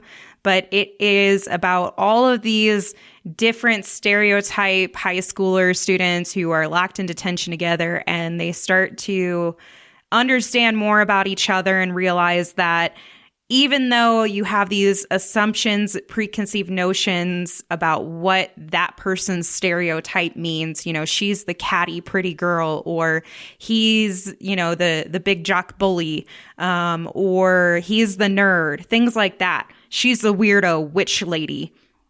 All of those different ideas that you have in your head, and you understand, okay, we are so different on the outside, right? But then you start to learn, just as we all do as humans, how much we have in common at the end of the day. That everybody around you is going through some form of struggle, especially as you're going through your teenage years and you're trying to find yourself, and, you know, issues at home, issues in school, pressures from around you, whatever traumas you have. Like, everybody has something. And it was such a powerful message from the Breakfast Club for you to recognize that. And one of the best parts about it, in my opinion, is that there is literally a character that every single person can connect to from their high school experience, from any of their schooling experience. And they can connect people from their experiences that, you know, maybe it wasn't them, but they're like, yeah, I can say that this character here was exactly like Billy in high school, or whomever it was. Mm-hmm. And I just think that that's so fun. And then you pair it with an amazing soundtrack with all of these incredibly relatable, funny, and entertaining characters, some of the most notorious scenes from John Hughes movies. And it's just so fun and entertaining while also being incredibly real. So, eat my shorts. That's my first one. My second is Pretty in Pink. You really pissed me off, you know, because you know, they shit all over everybody, including you. I can't believe you'd be this stupid. Who's shitting on me? I'm not going to let anybody shit on me. He's going to use your ass and throw you away. God, I would have died for you. So what am I supposed to do? He asked me out and I like him. If I hate him because he's got money, just listen to me. If I hate him because he's got money, that's the exact same thing as them hating us because we don't. Do you understand? You can't do this and respect yourself. You can't. Well, I'll make that decision, all right? Sure, you can do what you want. You know you're talking like that just because I'm going out with Blaine. Blaine? His name is Blaine? Oh, that's a major appliance. That's not a name.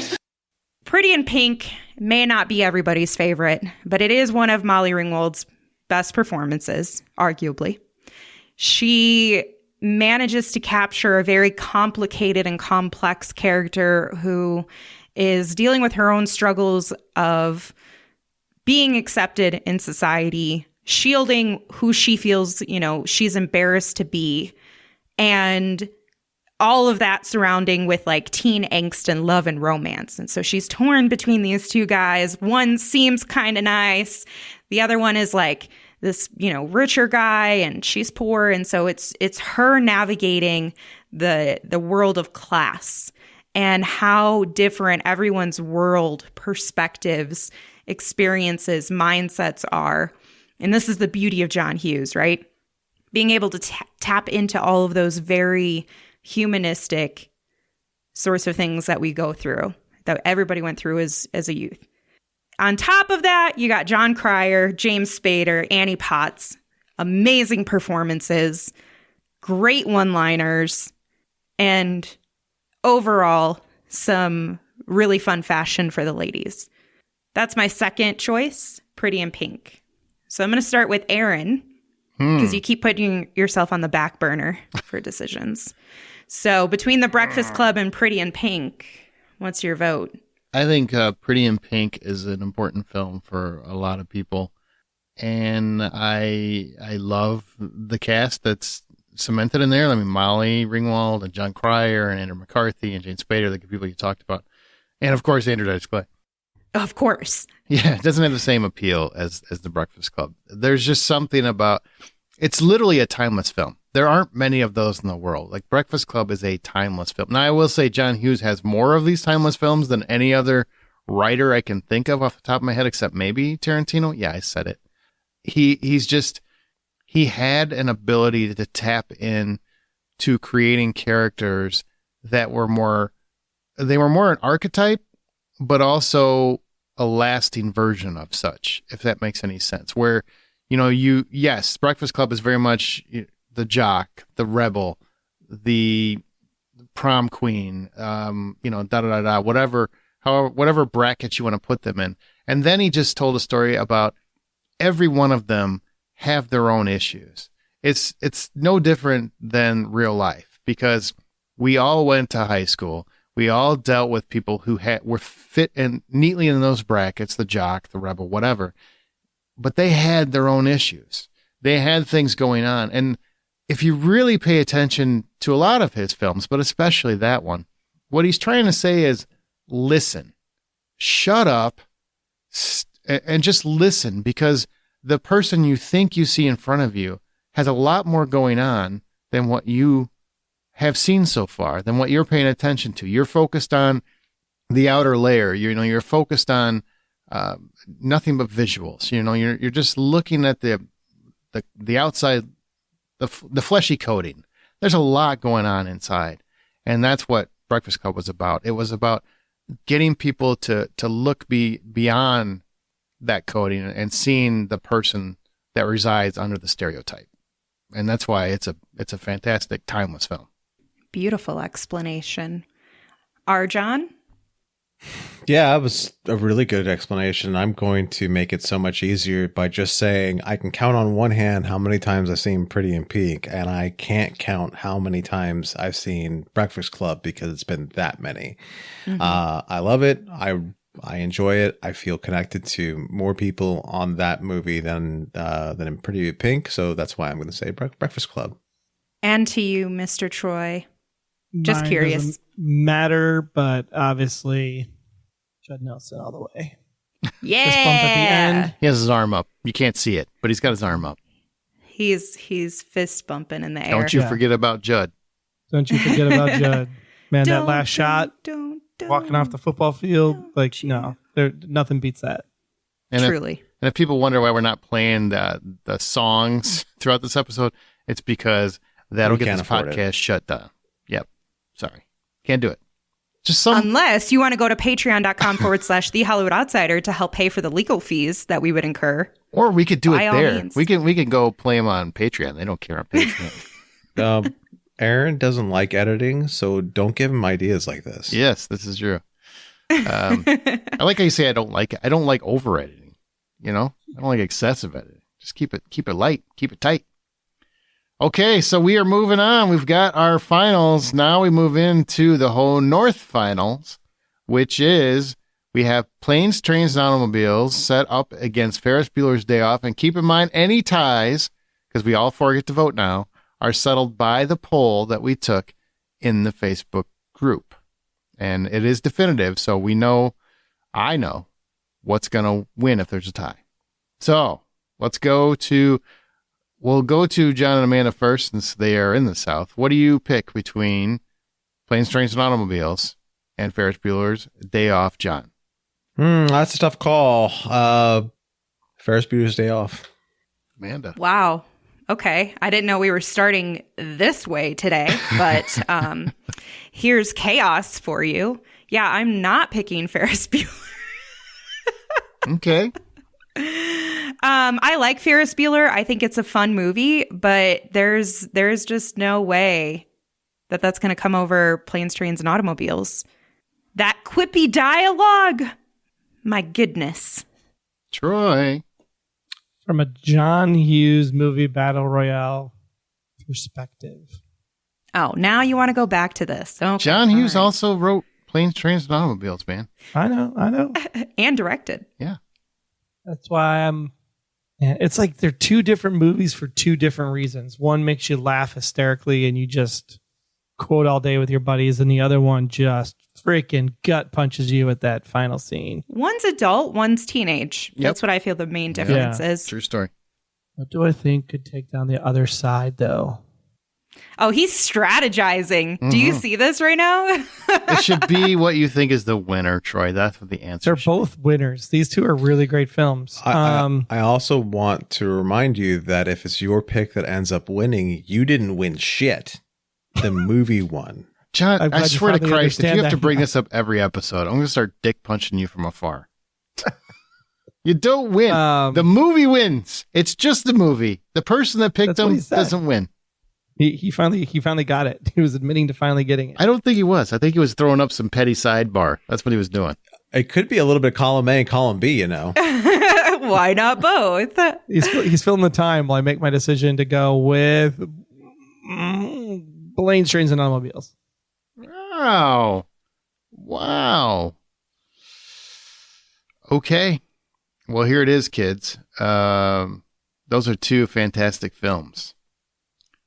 And I will be perfectly honest, I probably watch Planes, Trains, and Automobiles more now than Ferris Bueller. That said, whoa, Ferris Bueller was my idol. Whoa. Like, I really looked up to Ferris Bueller's Day Off. I think we are spiritual twins in many respects. Now, don't get me wrong, I'm much more a Judd Nelson than I am a Ferris Bueller, but I love the God tier level he played that game. So it's Ferris Bueller's Day Off for me. So that's crazy. I'm serious, Aaron. I never expected you to pick Ferris over Planes, Trains, and Automobiles. I feel like I don't know you at all. You're a stranger. I watched that movie. I've probably seen Ferris Bueller's Day Off over 100 times. Easily.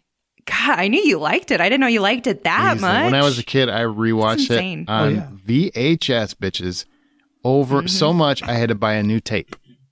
Oh, I love that for you. Yeah, it was. I loved it. His first girlfriend was named Shauna. Jesus.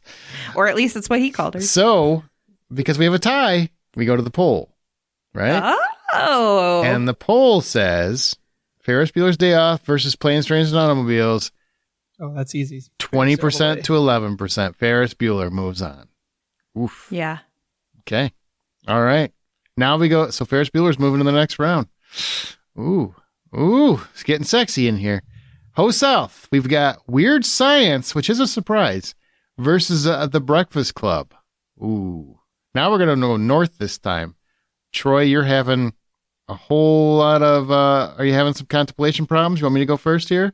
While you think this through? Yeah, you go first. Okay. I love Weird Science, but I already talked about The Breakfast Club and why that one I think is so pertinent. So Breakfast Club it is for me. Still bummed that more people don't know Oingo Boingo song, though, because it's so awesome. I just recently rewatched The Breakfast Club. I have to say, it wasn't that I was bored watching it, but it wasn't hitting the same way. Like, I laughed hysterically when I recently rewatched Weird Science. I mean, I just remembered all the good stuff about it and all the fun and just reliving my childhood. And it does have Oingo Boingo. I'm going to have to pick Weird Science from a John Hughes perspective here also. It just feels more... He's really overusing this from the John Hughes perspective now. Yeah, you're really overusing it in this specific instance. He's like using that to justify every single decision now. And I think you're using it wrong, by the way. This one I totally did. You did. Yeah. You did. It's like in terms of the John Hughes that he's known for. You mean like The Breakfast Club? No. Like the You John mean Hughes. like He's movie? known for Chet, the big. He's known for Chet, the lady's sex doll. Yeah, that's what he's known for.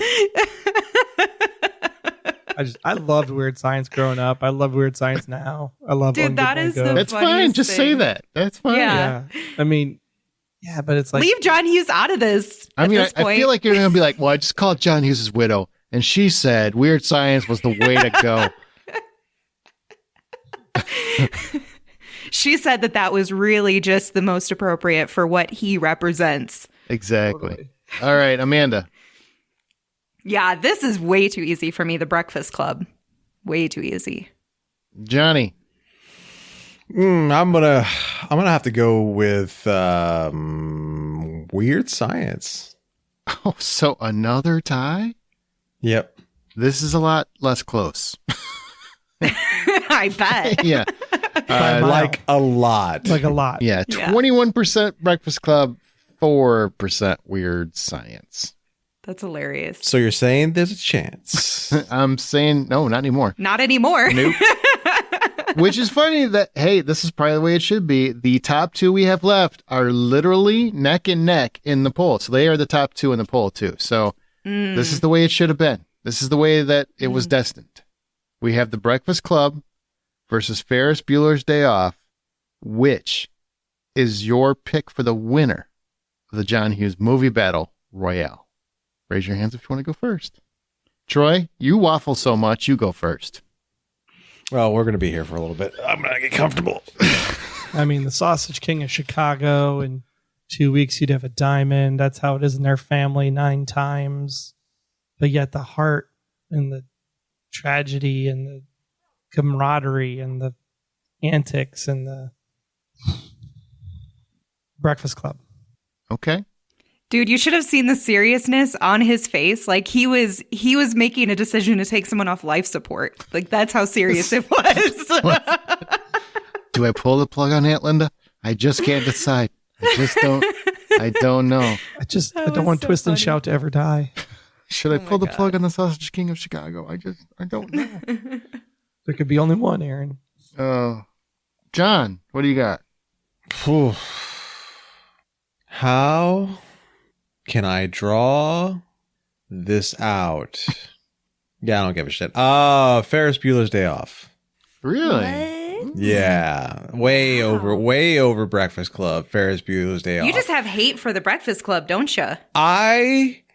No, it has Anthony Michael Hall, so I love Anthony Michael Hall, and I would love to give the Breakfast Club or the Breakfast Club the vote here, but I just can't because of the two movies. The one that I will hands down always rewatch would be Ferris Bueller. Okay, Amanda, what do you got? See, the one that I would rewatch the most would be The Breakfast Club. And in addition to that, Ferris Bueller connects to a slimmer audience, whereas The Breakfast Club connects to everyone. It has more reach, more dynamic, more interesting, entertaining, and funny characters for you to enjoy a journey with, a better soundtrack. Sorry, hate to say it, but it's true. That's wrong. They're both equally good. One has a better memorable song, but I would say, oh yeah. Bow, bow. That's just as memorable as Don't You Forget About Me. I don't in my think mind, it is. in my world. See, but also The Breakfast Club spans across multiple generations in a way that Ferris Bueller cannot. Can't touch it. Can't touch this. Not part of any of these movies. Right. I but disagree that was with fun. all your points. Okay. Bye, Felicia. You already spoke. Damn. I'm just kidding. Oh, hey, my hey, let Aaron have his turn. Okay. Yeah. So, yeah, that's What a divisive battle royale we're having. that's an interesting. That's because these movies mean something to people. Like they are right. They are pertinent to our lives as a whole. Mm-hmm. They shaped us as human beings. They did. That's deep stuff. You're welcome, John. If this compliments. If this battle royale happened to be Aaron's favorite movie battle royale, this would be going a different way. But this is the John Hughes movie battle royale, not Aaron's So dramatic. battle royale. And since this is John Hughes movie battle royale, and John, this is how you stretch it out. and obviously that's the most important thing is trying to figure out exactly what that means. Who are you, John? I want this fucking breakfast. He's not making fun of me. club. He's making fun of Troy, just like I about, did. She was talking about John Hughes. John Hughes? Yeah. Yeah. And he's making fun of me. Yeah, I was making fun of Troy. But Aaron was trying to deliver a line from the movie. I was, but John had to make it all about him. So that's cool. Son of a bitch. This Wait. Enough! You've spoken! Get in the box. It's The Breakfast Club. It's absolutely The Breakfast Club. I love Ferris Bueller's Day Off. There's nothing about it I don't love. But in terms of John Hughes movies, and this is the John Hughes movie Battle Royale, this is the most John Hughes movie that ever John Hughes. It just is. All right, so the winner of the John Hughes movie Battle Royale is The Breakfast Club. It really just is. It covers all the bases, and it's universal. The thing that I think is funny is if you go to the poll, it is 21% to 20%. It is close as shit. So, Amanda, your argument that it doesn't stretch generations like Breakfast Club did is incorrect, ma'am. It's just not factually accurate. I don't know. You're just because it's 20%. Did you actually look at the ages of the people that answered? Yeah, let's break down this data, Aaron. Also, we'd have to look at the demographic within the Facebook group. And since you guys are old as shit, it's probably all old as shit people too that I love. No hate. I'm just trying to shit on these guys. Sounds ageist. Hey, there's 2 people that voted for Flubber. How's that? Who was the other person? Tara T. Tara T. You've got a friend for life. Yes. Woody has found their Buzz Lightyear. I love that. The other one I was going to bring up is Made in Manhattan, but that would be embarrassing. Oh my so God. I didn't. Just stop it. All right. So the winner of the John Hughes movie Battle Royale is The Breakfast Club. Yay. We will not forget about you, The Breakfast Club. Wow. Whoa. What just happened? You're welcome. What just happened? We didn't mention Curly Sue, and she's having a baby. We didn't mention that. Some kind of wonderful. Wow, there's a lot of them. Somebody added an L in the poll. That's interesting. Like just the letter? Just the letter. That's gone. I'll remove that. There's a typo. Yeah. So there we go. That was close. That was probably one of the tighter movie battle royales I can think of. Yeah. Could you imagine how much this could have changed if we had still done the phone a friend for the tiebreakers? Oh yeah, we used to do that, and then we realized that's probably not Who Wants fair. to Be a Millionaire, where you could just call somebody and be like, "What's your answer?" Because we could totally rig that. You just call somebody and you know which way they lean. Like, hey, so in terms of John Hughes movies, definitely Weird Science, man. That's like the most John Hughes movie that ever used. That's going to be a new tagline, a new quote. Oh, that's funny. We need to make that into make that into a t-shirt. John, let me specify. John, make that into a t-shirt. The most Hughes Don't film that ever confuse them used. again. Huh? The most John Hughes movie that ever John Hughes. And then have like the Breakfast Club people next to the Weird Science. Just go ahead and throw Judd Nelson's face on Or there. not Weird Science. What? Bueller. No, you should. You should totally throw Weird Science, because apparently that's a very John Hughes-esque in terms of what he was going for with teenage angst. Creating a sex robot. Thanks, everybody, for listening to this one. I hope you enjoyed it. And remember, the next time you head to the theater or stream comfortably on your couch watching all of these fantastic John Hughes movies, buy popcorn. Now I need to go do like a whole rewatch of a lot of these. Yeah, I want like a little John Hughes movie marathon. What a dream. Did you notice like there's no black people in his movies? I mean, they're set in Chicago. I'm just saying. Maybe John Hughes shouldn't have a category.